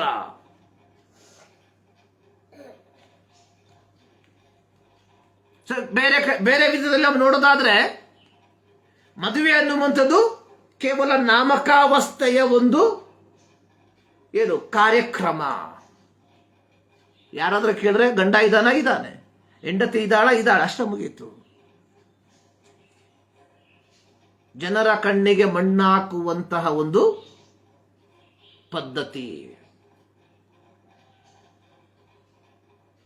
ಆದ್ರೆ ದೇವರು ಮದುವೆಯನ್ನ ಯಾವ ರೀತಿಯಾಗಿ ಸೃಷ್ಟಿ ಉಂಟು ಮಾಡ್ದ, ಯಾವ ಉದ್ದೇಶಕ್ಕೋಸ್ಕರವಾಗಿ? ಬಿ ಫ್ರೂಟ್ಫುಲ್, ಫಲಭರಿತರಾಗಿರ್ರಿ, ಬಹು ಸಂತಾನವುಳ್ಳವರಾಗಿ ಹೆಚ್ಚಿರಿ. ನೋಡಿ, ಪ್ರಸಂಗಿಗಳ ಪುಸ್ತಕ 4ನೇ ಅಧ್ಯಾಯದಲ್ಲಿ ಅದರ 9ರಿಂದ 12 ವಾಕ್ಯಗಳಲ್ಲಿ ಜ್ಞಾನಿಗಳಲ್ಲಿ ಜ್ಞಾನಿಯಾದಂತಹ ಸೊಲೊಮೋನ ಜೀವನದ ಕುರಿತಾಗಿ ಕೆಲವು ಪಾಠಗಳನ್ನ ಹೇಳುವಂಥದ್ದಾಗಿ ನಾವು ನೋಡುತ್ತೇವೆ. ಪ್ರಸಂಗಿಗಳ ಪುಸ್ತಕ ಅದರ 4ನೇ ಅಧ್ಯಾಯದ 9ನೇ ವಾಕ್ಯ ಪ್ರಾರಂಭವಾಗುವಂಥದ್ದು, ಒಬ್ಬನಿಗಿಂತ ಇಬ್ಬರು ಲೇಸು, 2 is better than 1. ಅದಕ್ಕೆ ಕಾರಣವಾಗಿ ಹೇಳುವಂಥದ್ದು ಅವರ ಪ್ರಯಾಸಕ್ಕೆ ಒಳ್ಳೆ ಲಾಭ. ಇದು ವಿವಾಹದ ಕುರಿತಾಗಿ ಬರೆದಿರುವಂತಹ ಒಂದು ಪೋಷನ್ ಅಲ್ಲ. ಜ್ಞಾನಿಗಳಲ್ಲಿ ಜ್ಞಾನಿಯಾದ ಸೊಲೊಮೋನ ಲೋಕವನ್ನ ದೃಷ್ಟಿಸಿ ನೋಡಿ ಬರೆದಂತಹ ಒಂದು ಭಾಗ. ಸೊ ಈ ಭಾಗದಲ್ಲಿ ಹೇಳ್ತಾ ಇದ್ದಾನೆ, ಒಬ್ಬರಿಗಿಂತ ಇಬ್ಬರು ಲೇಸು, 2 is better than 1. ಅವರ ಪ್ರಯಾಸಕ್ಕೆ ಒಳ್ಳೆ ಲಾಭ. 10ನೇ ವಾಕ್ಯದಲ್ಲಿ, ಒಬ್ಬನು ಬಿದ್ದರೆ ಇನ್ನೊಬ್ಬನು ಎತ್ತುತ್ತಾನೆ. ಆಮೇಲೆ ಯಾರಾದರೂ ಇಬ್ಬರು ಎದುರಾಗಿ ಬಂದ್ರೆ, ಇಬ್ಬರಿದ್ರೆ ಅವರನ್ನು ಜಯಿಸಬಹುದು ಇತ್ಯಾದಿ ಕಾರಣಗಳನ್ನು ಇಲ್ಲಿ ಕೊಡ್ತಾ ಇದ್ದಾನೆ. ಪ್ರಿಯರೇ, ಈ ಒಂದು ಭಾಗದಲ್ಲಿ ನಾನು ನಿಂತುಕೊಂಡು ಕೆಲವು ವಿಚಾರಗಳನ್ನ ನಿಮ್ಮ ಮಧ್ಯದಲ್ಲಿ ಹಂಚಿಕೊಳ್ಳೋದಕ್ಕೆ ಬಯಸ್ತೇನೆ. ದೇವರು ಜೀವನವನ್ನ ರೂಪಿಸಿರುವಂಥದ್ದು ಒಬ್ಬಂಟಿಗರಾಗಿ ಬದುಕುವುದಕ್ಕೋಸ್ಕರವಾಗಿ ಅಲ್ಲ, ಬದಲಾಗಿ ಒಂದು ಸಹಭಾಗಿತ್ವ. ಆದುದರಲ್ಲಿ ಆದಿಕಾಂಡ 2:18 ನೋಡಿದ್ವು, ಮನುಷ್ಯನು ಒಬ್ಬಂಟಿಗನಾಗಿರುವುದು ಒಳ್ಳೆಯದಲ್ಲ, ಇದು ಯೆಹೋವ ದೇವರು ಹೇಳಿರುವಂತಹ ಮಾತು.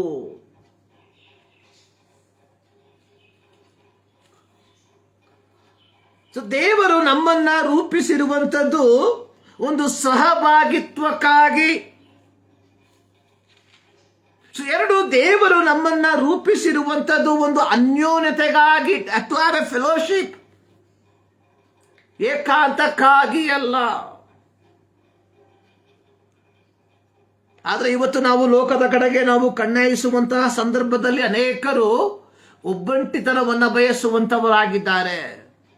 ಐಸೋಲೇಷನ್. ಅದಕ್ಕೆ ಕೊಡುವಂತಹ ಕಾರಣ ಇಷ್ಟೇ, ಅವರು ಕೊಡುವಂತಹ ಕಾರಣ ಲೋಕದಲ್ಲಿ ಯಾರನ್ನು ನಂಬುವುದಕ್ಕೆ ಸಾಧ್ಯವಿಲ್ಲ. It is impossible, it is hard to believe people.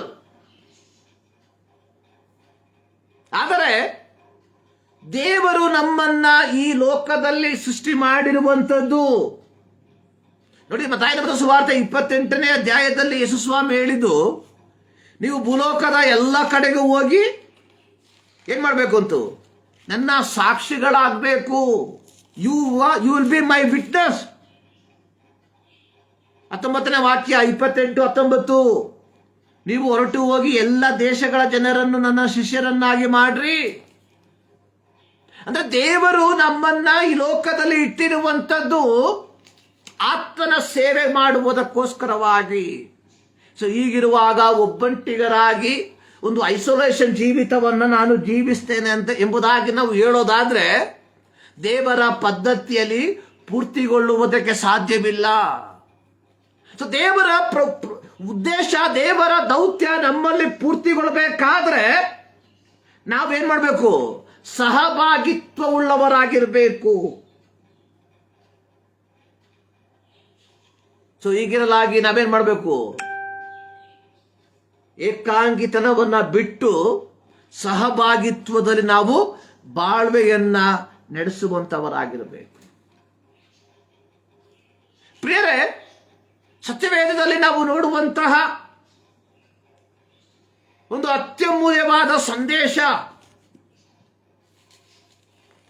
ಪ್ರತ್ಯೇಕವಾಗಿ ಅಪೊಸ್ತಲನಾದ ಪೌಲ ತನ್ನ ಪತ್ರಿಕೆಗಳಲ್ಲಿ ಬರೆದಿರುವಂಥದ್ದನ್ನು ನಾವು ನೋಡುತ್ತೇವೆ.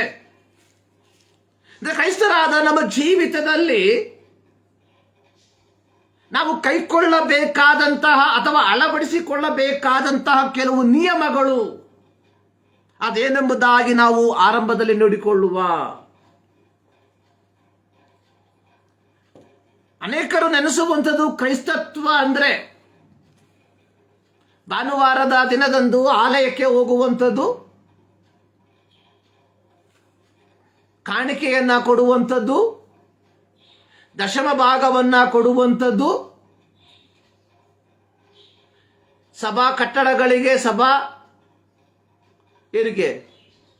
ಕಟ್ಟಡಗಳಿಗೆ ಧನ ಸಹಾಯವನ್ನ ಮಾಡುವಂಥದ್ದು, ಕ್ರಿಸ್ಮಸ್, ಗುಡ್ ಫ್ರೈಡೆ, ಈಸ್ಟರ್ ಎಂಬ ಹಬ್ಬಗಳನ್ನು ಆಚರಿಸುವಂಥದ್ದು ಇಲ್ಲಿಗೆ ಮಾತ್ರ ಸೀಮಿತ. ನೋಡಿ, ಕ್ರೈಸ್ತತ್ವ ಕೇವಲ ಒಂದು ಡಾಕ್ಟ್ರಿನ್ಗೆ ಮಾತ್ರ ಸೀಮಿತವಾಗಿರುವಂಥದ್ದಲ್ಲ. ಬದಲಿಗೆ ಏನಾಗಿದೆ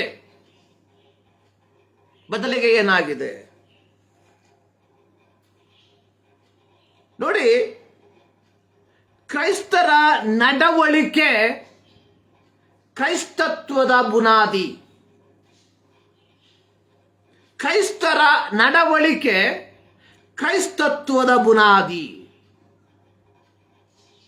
ಒಬ್ಬ ಕ್ರೈಸ್ತ ಯಾರೆಂಬುದಾಗಿ ಅಥವಾ ಒಬ್ಬ ಕ್ರಿಸ್ತನ ಹಿಂಬಾಲಕ ಯಾವ ರೀತಿ ತನ್ನ ಜೀವಿತವನ್ನು ನಿರ್ವಹಿಸುವಂತವನಾಗಿರಬೇಕು.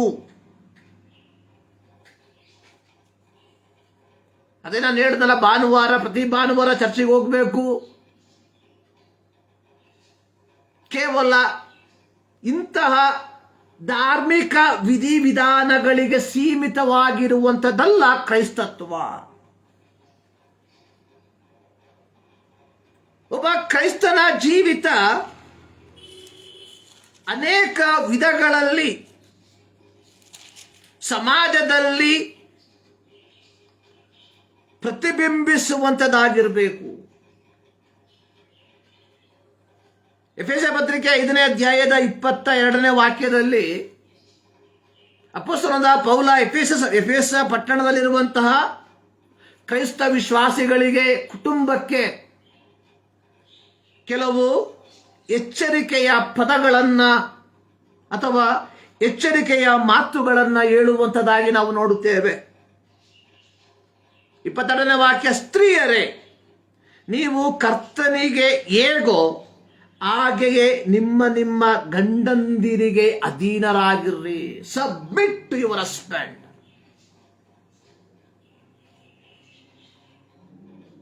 ಅಂದ್ರೆ ಗಂಡನಿಗೆ ಅಧೀನಳಾಗದವಳು, ಅಧೀನಳು ಎಂಬುದಾಗಿ ಹೇಳುವಾಗ ನಾನು ಇವತ್ತು ಒಂದು ಇದರಲ್ಲಿ ಹೇಳಿದೆ. ಹೆಂಡತಿಯಾದವಳು ಮನೆ ಮುಂಭಾಗದಲ್ಲಿ ನಾವು ಹಾಕುವಂತಹ ಕಾಲು ಚೀಲವಲ್ಲ, ಡೋರ್ ಮ್ಯಾಟ್ ಅಲ್ಲ. ಅಧೀನಳು ಅಂದ್ರೆ ಏನು? ಸಬ್ಮಿಟ್. ನೋಡಿ, ಇಲ್ಲಿ 23ನೇ ವಾಕ್ಯದಲ್ಲಿ ಹೇಳುವುದು, ಕ್ರಿಸ್ತನು ಸಭೆಗೆ ತಲೆಯಾಗಿರುವ ಪ್ರಕಾರ ಗಂಡನು ಹೆಂಡತಿಗೆ ತಲೆಯಾಗಿದ್ದಾನೆ. ಅಂದ್ರೆ ಹೆಂಡತಿಯಾದವಳು ಗಂಡನ ಅಧಿಕಾರದ ಅಥವಾ ಗಂಡನ ಅಧಿಕಾರದಲ್ಲಿ ಇರುವವಳಾಗಿರಬೇಕು.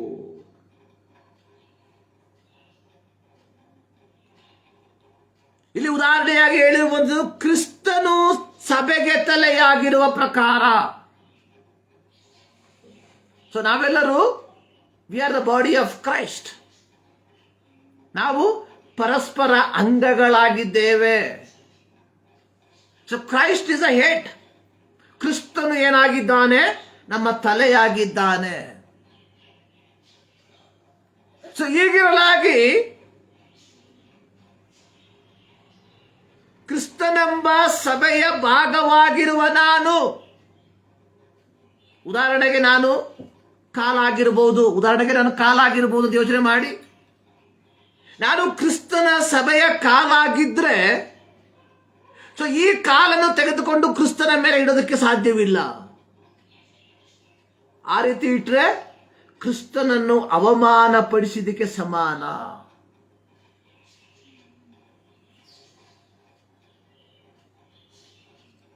ನೋಡಿ, we are the body of Christ. ನಾವೇನಾದ್ರೆ ಭಾಗಗಳಾಗಿದ್ದೇವೆ ಸಭೆಯ. Christ is the head. ಕ್ರಿಸ್ತನು ಸಭೆಯ ಶಿರಸ್ಸಾಗಿದ್ದಾನೆ. ನಮಗೆ ಜವಾಬ್ದಾರಿಗಳು ಕೊಡಲ್ಪಟ್ಟಿದೆ. ಕಾಲಿನ ಜವಾಬ್ದಾರಿ ಏನು? ನಡೆಯುವಂಥದ್ದು. ಕೈಯ ಜವಾಬ್ದಾರಿ ಏನು? ಆಯಾ ಜವಾಬ್ದಾರಿಗಳನ್ನು ಮಾತ್ರ ನಿರ್ವಹಿಸುವಂಥದ್ದು. ಅಂದ್ರೆ ಹೆಂಡತಿಯಾದವಳು ಗಂಡನ ಜವಾಬ್ದಾರಿಯನ್ನು ನಿರ್ವಹಿಸಬಾರದು. ಗಂಡನಾದವನು ಗಂಡನ ಸ್ಥಾನದಲ್ಲಿ ನಿಲ್ಲುವಂತವನಾಗಿರಬೇಕು.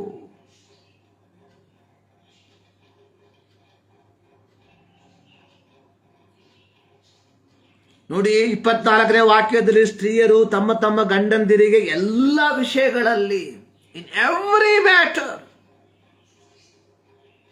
ಅಂದ್ರೆ ಗಂಡನ ಆ ಒಂದು ಸಂರಕ್ಷಣೆಯಲ್ಲಿ ಅಥವಾ ಗಂಡನ ಆ ಒಂದು ನಾಯಕತ್ವದಲ್ಲಿ, ಬಹಳ ಸುಲಭವಾಗಿ ಹೇಳೋದಾದ್ರೆ, ಹೆಂಡತಿಯಾದವಳು ಗಂಡನ ನಾಯಕತ್ವವನ್ನ ಅಂಗೀಕರಿಸುವವಳಾಗಿರಬೇಕು. ನೋಡಿ, ಮದುವೆ ಅನ್ನುವಂಥದ್ದು ಇಟ್ ಇಸ್ ಎ ಯುನಿಟಿ. ಆ ಒಂದು ಯುನಿಟಿಯಲ್ಲಿ, ಐಕ್ಯತೆಯಲ್ಲಿ ನಾವು ಬಾಳ್ವೆಯನ್ನ ಮಾಡುವಂತವರಾಗಿದ್ದೇವ ಅಂತ ಹೇಳ್ಬಿಟ್ಟು ಗಂಡ ಹೇಳಿದೆ ಎಲ್ಲ ಸರಿ ಎಂಬುದಾಗಿ ಅಲ್ಲ.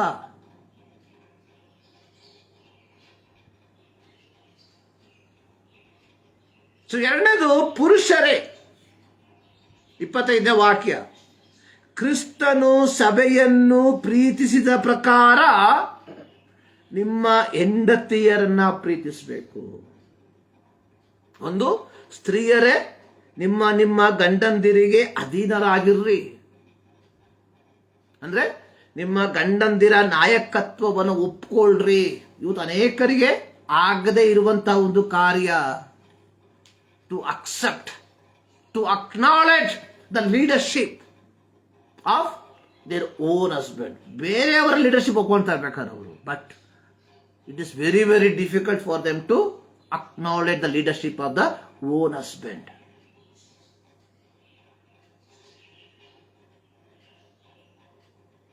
ಸೊ ಎರಡನೇದಾಗಿ ನೋಡಿದ್ವಿ, ಪುರುಷರಿಗೆ ಹೇಳುವಂತ ಲವ್, ನಿಮ್ಮ ಹೆಂಡತಿಯರನ್ನ ಪ್ರೀತಿಸಬೇಕು. ಯಾವ ರೀತಿ ಪ್ರೀತಿಸಬೇಕು? ಅಲ್ಲೇ ಬರೆಯಲ್ಪಟ್ಟಿದೆ, ಕ್ರಿಸ್ತನು ಸಭೆಯನ್ನು ಪ್ರೀತಿಸಿದ ಪ್ರಕಾರ. ಕ್ರಿಸ್ತನು ಸಭೆಯನ್ನು ಪ್ರೀತಿಸಿದ ಪ್ರಕಾರ. ಕ್ರಿಸ್ತನು ಸಭೆಯನ್ನು ಯಾವ ರೀತಿ ಪ್ರೀತಿ ಮಾಡ್ದ?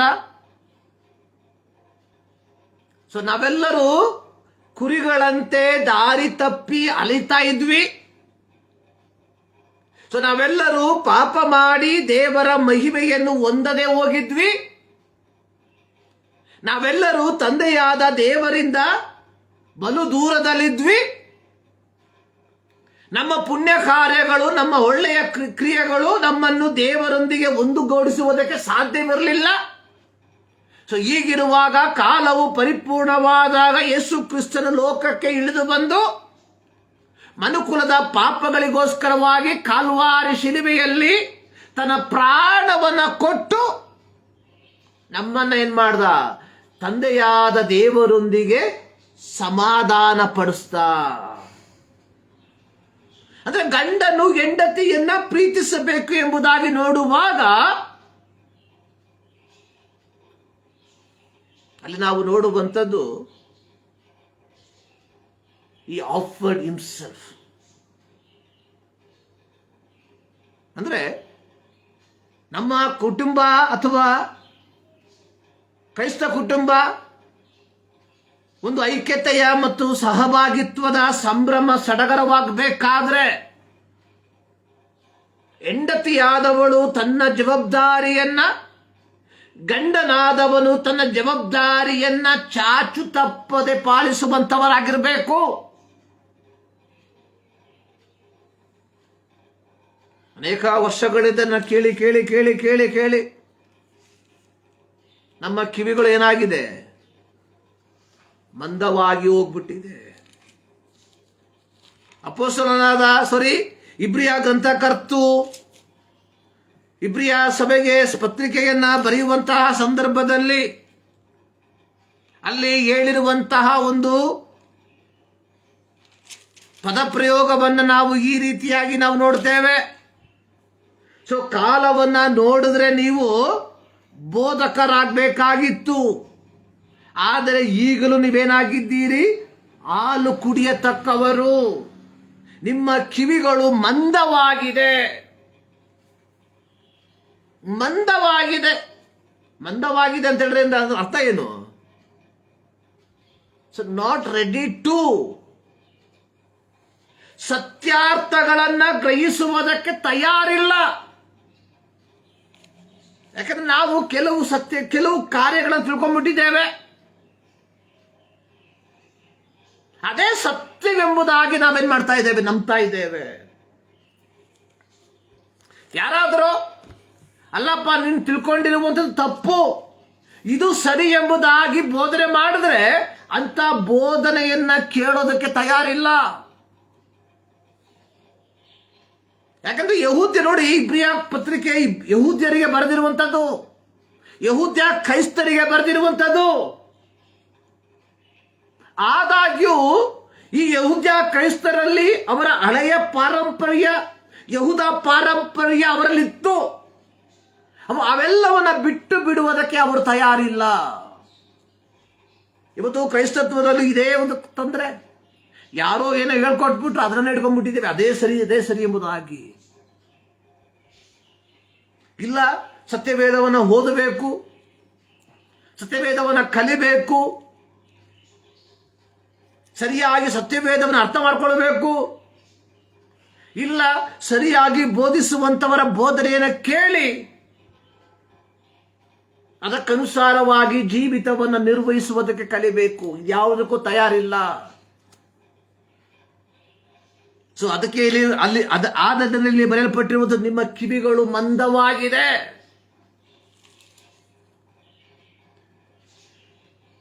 ನೋಡಿ, ನಮ್ಮ ಜೀವಿತ ಅಥವಾ ದೇವರು ಈ ಕುಟುಂಬವನ್ನ ಉಂಟು ಮಾಡಿರುವಂಥದ್ದು ಒಂದು ಐಕ್ಯತೆಯ ಸಹಭಾಗಿತ್ವದ ಸಂಭ್ರಮಕ್ಕೋಸ್ಕರವಾಗಿ. ಆ ಒಂದು ಐಕ್ಯತೆಯ ಸಹಭಾಗಿತ್ವದ ಸಂಭ್ರಮ ಸಡಗರವಾಗಬೇಕಾದರೆ ಹೆಂಡತಿಯಾದವಳು ತನ್ನ ಜವಾಬ್ದಾರಿಯನ್ನು, ಏನು ಜವಾಬ್ದಾರಿ? ಗಂಡನ ನಾಯಕತ್ವವನ್ನ ಒಪ್ಪಿಕೊಳ್ಳುವಂಥದ್ದು. ಎರಡು, ಪುರುಷನಾದವನು, ಗಂಡನಾದವನು ತನ್ನ ಹೆಂಡತಿಯನ್ನ ಪ್ರೀತಿಸುವಂತವನಾಗಿರಬೇಕು. ಸೊ ಈ ಎರಡೂ ಕಾರ್ಯಗಳು ಇಲ್ಲದೆ ಹೋದರೆ 128ನೇ ಕೀರ್ತನೆಯಲ್ಲಿ ನಾವು ನೋಡಿದ್ವಿ, ಅಲ್ಲಿ ಬರೆಯಲ್ಪಟ್ಟಿರುವಂಥದ್ದೇನು? ಅದರ 4ನೇ ವಾಕ್ಯದಲ್ಲಿ ಬರೆಯಲ್ಪಟ್ಟಿರುವಂಥ ಒಂದು ಮಾತು ನಾವು ಓದಿದ್ವಿ. ಯೆಹೋವನಲ್ಲಿ ಭಯಭಕ್ತಿಯುಳ್ಳ ಪುರುಷನು ಈ ರೀತಿಯಾಗಿ, ಯಾವ ರೀತಿಯಾಗಿ ಆಶೀರ್ವಾದ ಹೊಂದುತ್ತಾರೆ? ಯಾರು ತಮ್ಮ ಜವಾಬ್ದಾರಿಗಳನ್ನ ಅರಿತು ಬಾಳ್ತಾರೋ ಅವರ ಜೀವಿತದಲ್ಲಿ ಸಂಭ್ರಮ ಸಡಗರ ಇರ್ತದೆ ಅಷ್ಟೇ. ಇಲ್ಲದವರ ಜೀವಿತದಲ್ಲಿ ಸಂಭ್ರಮವೂ ಇಲ್ಲ, ಸಡಗರವೂ ಇಲ್ಲ.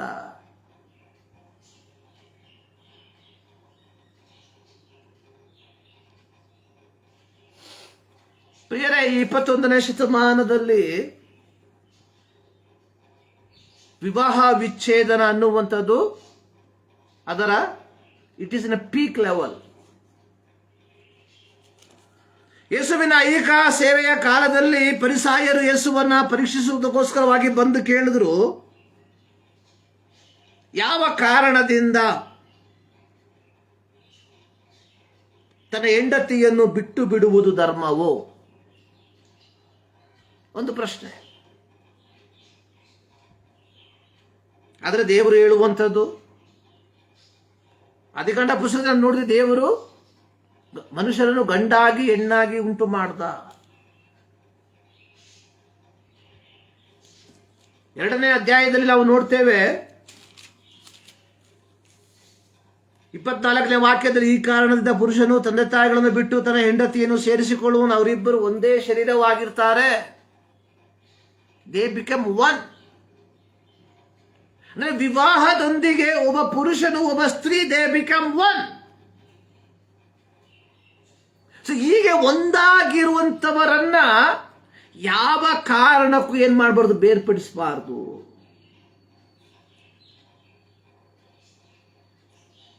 ಹೀಗೆ ಇಬ್ಬರು ಒಂದಾಗಿರ್ಬೇಕಾದ್ರೆ ಹೆಂಡತಿಯಾದವಳು ತನ್ನ ಜವಾಬ್ದಾರಿಯನ್ನು, ಗಂಡನಾದವನು ತನ್ನ ಜವಾಬ್ದಾರಿಯನ್ನು, ತನ್ನ ದೌತ್ಯವನ್ನ, ತನ್ನ ಕರ್ತವ್ಯವನ್ನ ನಿರ್ವಹಿಸುವಂತವನಾಗಿರ್ಬೇಕು. ಫರಿಸಾಯರು ಯೇಸು ಸ್ವಾಮಿ ಕೇಳಿದ್ರು, ಯಾವ ಕಾರಣದಿಂದ? ಅವ್ರು ಹೇಳ್ತಾ ಇದ್ದಾರೆ 7ನೇ ವಾಕ್ಯದಲ್ಲಿ, ಮೋಶೆ ನಮಗೆ ಆಜ್ಞೆ ಕೊಟ್ಟಿದ್ದಾನೆ, ಬೇಕಾದ್ರೆ ಏನ್ ಮಾಡ್ಬೋದು? ತ್ಯಾಗ ಪತ್ರವನ್ನು ಕೊಟ್ಟು ವಿಚ್ಛೇದನವನ್ನ ತೆಗೆದುಕೊಳ್ಬಹುದು. ಧರ್ಮೋಪದೇಶ ಕಾಂಡ 24ನೇ ಅಧ್ಯಾಯದಲ್ಲಿ ನಾವು ನೋಡ್ತೇವೆ, ಒಬ್ಬನಿಗೆ ಏನು ತನ್ನ ಹೆಂಡತಿಯ ಮೇಲೆ ಸಂತೋಷ ಇಲ್ಲದೆ ಹೋದ್ರೆ ತ್ಯಾಗ ಪತ್ರವನ್ನ ಕೊಟ್ಟು ಅವಳನ್ನ ಬಿಟ್ಟು ಬಿಡಬಹುದು. ಯೆಹೋವನು ತಾನೇ ಕೊಟ್ಟಂತ ಒಂದು ಆಜ್ಞೆ ಇದು. ಸೊ ಈ ಆಜ್ಞೆಯನ್ನ ಕೋಟ್ ಮಾಡ್ತಾ ಇದ್ದಾರೆ ಯಾರು? ಈ ಫರಿಸಾಯರು. ಆದರೆ ಯೇಸುಸ್ವಾಮಿ ಹೇಳುವಂಥದ್ದು 8ನೇ ವಾಕ್ಯ, ಮೋಶೆ ನಿಮ್ಮ ಮೊಂಡುತನವನ್ನ ನೋಡಿ. ಯಾಕೆಂದ್ರೆ ಅವರಿಗೆ ಒಂದು ಹೊಸ ಕಾನೂನು ಬೇಕಷ್ಟೇ. ಬಟ್ ಇನ್ ದ ಬಿಗಿನಿಂಗ್, ಪ್ರಾರಂಭದಲ್ಲಿ ಆದಿಯಲ್ಲಿ ದೇವರು ಹೇಳು, ದೇ ಬಿಕಮ್ ಒನ್, ಅವರು ಒಂದೇ ಆಗಿರ್ತಾರೆ. ಆದ್ರೆ ಕಾಲಾಂತರದಲ್ಲಿ ಹೇಳಿದ್ರು,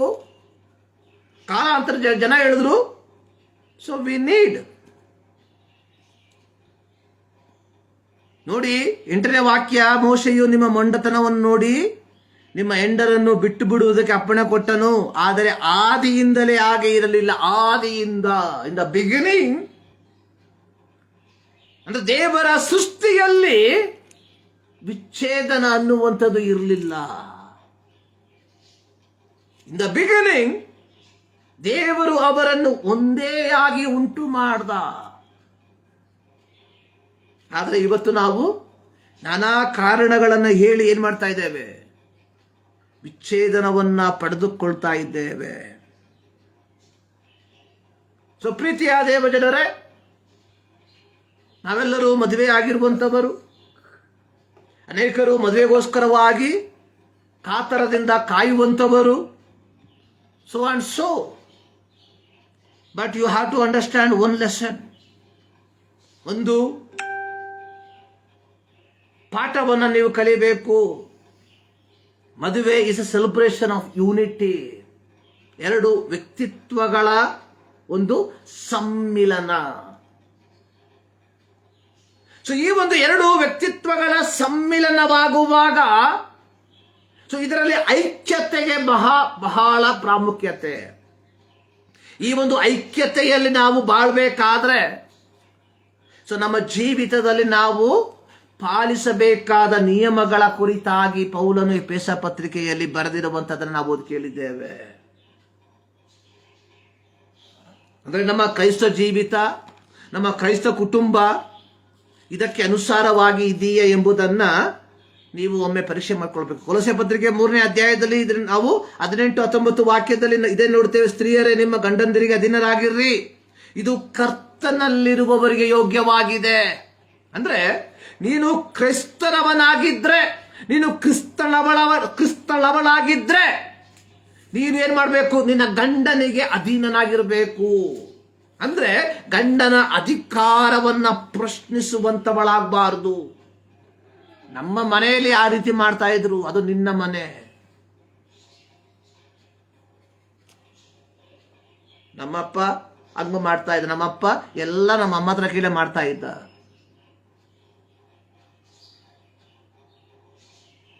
but this is the word of god. ಇದು ದೇವರ ವಾಕ್ಯ. ನೋಡಿ, ಇದು ಸಂಕ್ಷಿಪ್ತವಾಗಿ ಹೇಳಿದ್ದಾನೆ ಇಲ್ಲಿ ಕೊಲೊಸ್ಸೆ ಪತ್ರಿಕೆಯಲ್ಲಿ ಪೌಲ. ಗಂಡಂದಿರಿಗೆ ಅಧೀನರಾಗಿರಿ, ಇದು ಕರ್ತನಲ್ಲಿರುವವರಿಗೆ.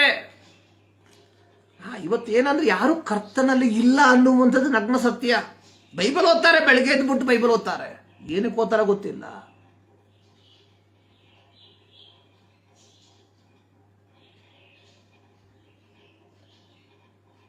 So if you a child of God, ನೀನು ದೇವರ ಮಗನಾಗಿದ್ರೆ, ದೇವರ ಮಗಳಾಗಿದ್ರೆ, ಗಂಡನ ನಾಯಕತ್ವವನ್ನ ನೀನು ಒಪ್ಪಿಕೊಳ್ಳುವಂತವಳಾಗಿರಬೇಕು. 19ನೇ ವಾಕ್ಯ, ಪುರುಷರೇ ನಿಮ್ಮ ಹೆಂಡತಿಯರನ್ನ ಪ್ರೀತಿಸಿರಿ, ಅವರಿಗೆ ನಿಷ್ಠೂರರಾಗಬೇಡ್ರಿ. ಸ್ಯಾಕ್ರಿಫಿಷಲ್ ಲವ್, ಎರಡೂ ಸ್ಯಾಕ್ರಿಫಿಷಲ್. ನೋಡಿ, ಫಿಲಿಪ್ಪಿ ಪತ್ರಿಕೆ 2ನೇ ಅಧ್ಯಾಯದಲ್ಲಿ ನಾವು ನೋಡ್ತೇವೆ 4ನೇ ವಾಕ್ಯ, ಆತನು ಮರಣವನ್ನು, ಅಂದರೆ ಶಿಲುಬೆಯ ಮರಣವನ್ನು ಹೊಂದುವಷ್ಟು ವಿಧೇಯನಾದ. ಸಬ್ಮಿಟೆಡ್ ಅಂದ್ರೆ ಹೆಂಡತಿಯಾದವಳು ಸಹ ಸಬ್ಮಿಟೆಡ್. ಏನು? ಸಾಯುವಷ್ಟು ವಿಧೇಯಳಾಗಬೇಕು. ಗಂಡನಾದವನು ಪ್ರೀತಿಸಬೇಕು ಅಂದ್ರೆ ಸಾಯುವಷ್ಟು, ಅಂದ್ರೆ ಸಾವು ಗ್ಯಾರಂಟಿ. ಇಲ್ಲಿ ಸಾವು ಅನ್ನುವಂಥದ್ದು ಅಕ್ಷರಿಕವಾದ ಸಾವು ಅಲ್ಲ. ಸಾವು ಅನ್ನುವಂಥದ್ದು ನಿನ್ನ ಅಹಂಕಾರ ಸಾಯಬೇಕು. ಹೆಂಡತಿಯಾದವಳ ಅಹಂಕಾರ ಸಾಯಬೇಕು, ಗಂಡನಾದವನ ಅಹಂಕಾರ ಸಾಯಬೇಕು. ಆಗ ಮಾತ್ರ ಒಂದು ಐಕ್ಯತೆ, ಸಹಭಾಗಿತ್ವವನ್ನ ಕ್ರೈಸ್ತ ಕುಟುಂಬದಲ್ಲಿ ಕಾಣುವುದಕ್ಕೆ ಸಾಧ್ಯ. 128ನೇ ಕೀರ್ತನೆ ಮರಿಬೇಡ್ರಿ, ಮಧ್ಯ ಅದನ್ನ ತೆಗೆದು ಓದಿ. ಮದುವೆ ದಿನದಲ್ಲಿ ನಾನು 2009ರಲ್ಲಿ ಮದುವೆ ಆದಾಗ ಈ ಕೀರ್ತನೆ ಎಲ್ಲ ಓದಿದ್ರು, ಬಟ್ ಎಲ್ಲಿ ಓದಿದ್ರು ಯಾರಿಗೂ ಗೊತ್ತು. ಅವಾಗ ಇದಕ್ಕೆ ಟೈಮ್ ಇಲ್ಲ, ಕೇಳಕ್ ಟೈಮ್ ಇಲ್ಲ ನಮಗೆ. ಅವಾಗ ಮನಸ್ಸಲ್ಲಿ ಏನೇನೋ ಯೋಚನೆಗಳಿರ್ತಾವೆ. ಟೈಮಲ್ಲಿ ಎಲ್ಲವನ್ನ ವಿವರಿಸಿ ಹೇಳೋದಕ್ಕೆ ಸಾಧ್ಯ ಇಲ್ಲ. 4ನೇ ವಾಕ್ಯ, ಯೆಹೋವನಲ್ಲಿ ಭಯಭಕ್ತಿಯುಳ್ಳ ಪುರುಷನು ಈ ರೀತಿಯಾಗಿ ಆಶೀರ್ವಾದ ಹೊಂತಾನೆ. ಯಾವ ರೀತಿ? 3ನೇ ವಾಕ್ಯ. ಸೊ ನನ್ನನ್ನು ಕೇಳುವ ಪ್ರೀತಿಯ ದೇವಜನರೇ, ಈ ಒಂದು ಭಾನುವಾರ ಈ ಒಂದು ಟಾಪಿಕ್ ಅನ್ನು ನಾವು ಧ್ಯಾನ ಮಾಡಿರುವಾಗ ಮತ್ತೊಂದು ಆವರ್ತಿ ಹೇಳ್ತಾರೆ, ದೇವರು ನಮ್ಮನ್ನು ರೂಪಿಸಿರುವಂಥದ್ದು ಒಂಟಿತನಕ್ಕಾಗಿ ಅಲ್ಲ, ಸಹಭಾಗಿತ್ವಕ್ಕಾಗಿ, ಏಕಾಂತಕ್ಕಾಗಿ ಅಲ್ಲ, ಅನ್ಯೋನ್ಯತೆಗಾಗಿ. ದೇವರು ನಮ್ಮನ್ನು ಈ ಲೋಕದಲ್ಲಿ ಹಾಕಿರುವಂತಹ ಉದ್ದೇಶ to proclaim the good news, ದೇವರ ಸೇವೆಗಾಗಿ. ಸೊ ನಮ್ಮನ್ನು ನಾವೇ ಏಕಾಂತ ಪಡಿಸ್ಕೊಂಡ್ರೆ it is hard to preach the gospel. ಆದರೆ ಇವತ್ತು ಪರವಾಗಿಲ್ಲ, ಇವತ್ತು ಇವೆಲ್ಲ ಮುಚ್ಚಿಟ್ಕೊಂಡು ಪ್ರಸಂಗ ಮಾಡುವಂತ ಸಾವಿರಾರು ಜನ ಇದ್ದಾರೆ ನಮ್ಮ ಮಧ್ಯದಲ್ಲಿ.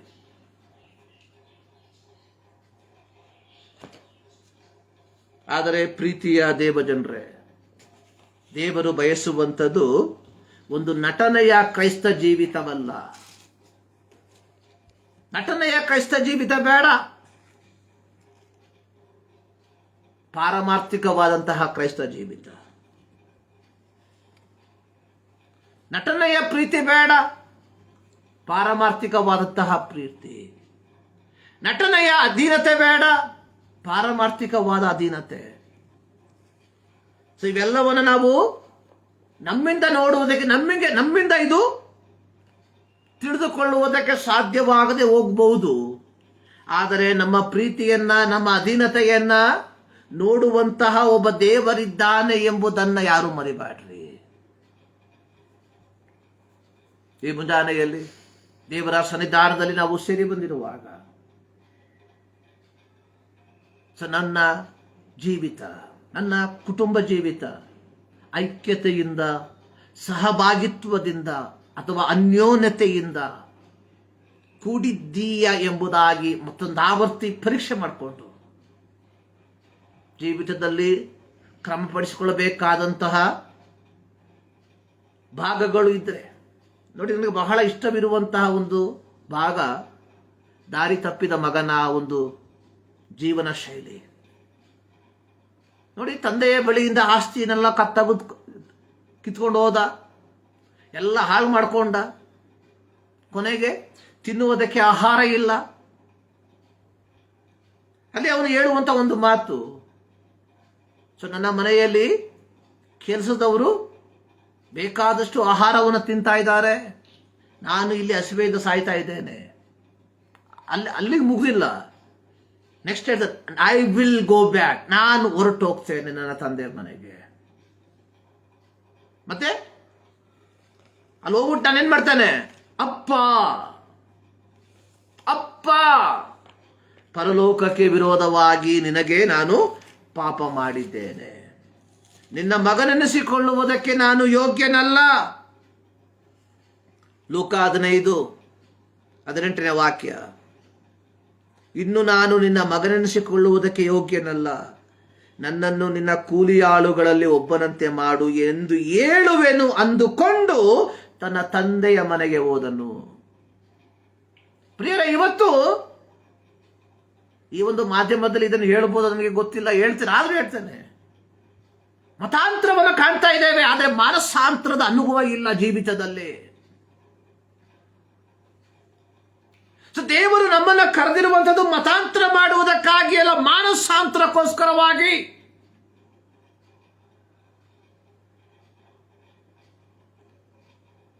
ಸೊ ನಮ್ಮಲ್ಲಿ ಎಷ್ಟು ಜನ ಈ ಒಂದು ಮಾನಸಾಂತರಕ್ಕೆ ಬಂದಿದ್ದೇವೆ ನೋಡಿ. ಇಲ್ಲಿ ನೋಡಿ, ಮಗ ಬಂದ, ಅಪ್ಪ ಓಡೋಗಿ ಅವನು ಅಪ್ಕೊಳ್ತಾ ಇದ್ದಾನೆ. 21ನೇ ವಾಕ್ಯ. ಅಪ್ಪ ಅಪ್ಕೊಂಡಿದ ತಕ್ಷಣ ಮಗ ಎಲ್ಲ ಮರ್ತೋಗ್ಲಿಲ್ಲ, ಹೇಳ್ತಾ ಇದ್ದಾನೆ, ಅಪ್ಪ ಪರಲೋಕಕ್ಕೆ ವಿರೋಧವಾಗಿಯೂ ನಿನ್ನ ಮುಂದೆಯೂ ಪಾಪ ಮಾಡಿದ್ದೇನೆ, ನಾನು ನಿನ್ನ ಮಗನೆನಿಸಿಕೊಳ್ಳುವುದಕ್ಕೆ ಯೋಗ್ಯನಲ್ಲ ಎಂದು ಹೇಳಲು. ಅಂದ್ರೆ ಇದು ಮಾನಸಾಂತರ. ಇವತ್ತು ನಮಗೆ ಮಾನಸಾಂತರ ಇಲ್ಲ. ಎಲ್ಲ ಕೇಳ್ತೇವೆ, ಒಂದು ಕಿವಿ ಕೇಳಿ ಇನ್ನೊಂದು ಕಿವಿಯಿಂದ ಬಿಟ್ಬಿಡ್ತೇವೆ, ಅಷ್ಟೇ ಮುಗಿಯುತ್ತೆ. ನೋಡಿ, ನಮಗೆ ಬೇಕಾಗಿರುವುದು ಸಾರಿ ಅಲ್ಲ, ಬೇಕಾಗಿರುವಂಥದ್ದು ಮನಪರಿವರ್ತನೆ. ಮನಪರಿವರ್ತನೆ ಆಗಬೇಕು. ಇಸ್ರಾಯೇಲ್ ಮಕ್ಕಳು ಯಾವಾಗಲೂ ದೇವರ್ sorry for there bad things. ಏನಾರ ಕೆಟ್ಟದ್ದು ಬಂತು, ಅಯ್ಯೋ ದೇವರೇ, ಸ್ವಲ್ಪ ಆದ್ಮೇಲೆ ಹೋಗೋ ದೇವರೇ, ಮತ್ತೆ ಅಯ್ಯೋ ದೇವರೇ, ಎಲ್ಲ ರೆಡಿ ಆದ್ಮೇಲೆ ಹೋಗೋ ದೇವರೇ.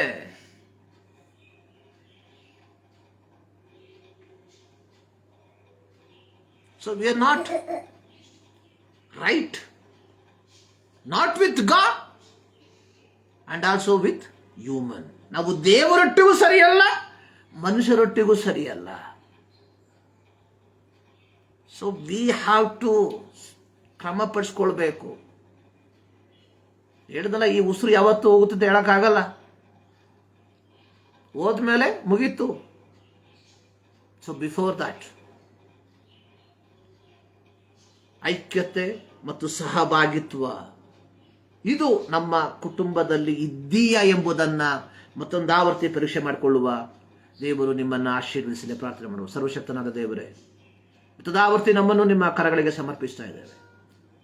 ನಿಮ್ಮ ವಾಕ್ಯಕ್ಕಾಗಿ ಸ್ತೋತ್ರ, ನಮ್ಮ ಸಂಗಡ ಮಾತನಾಡಿದಕ್ಕಾಗಿ ಸ್ತೋತ್ರ.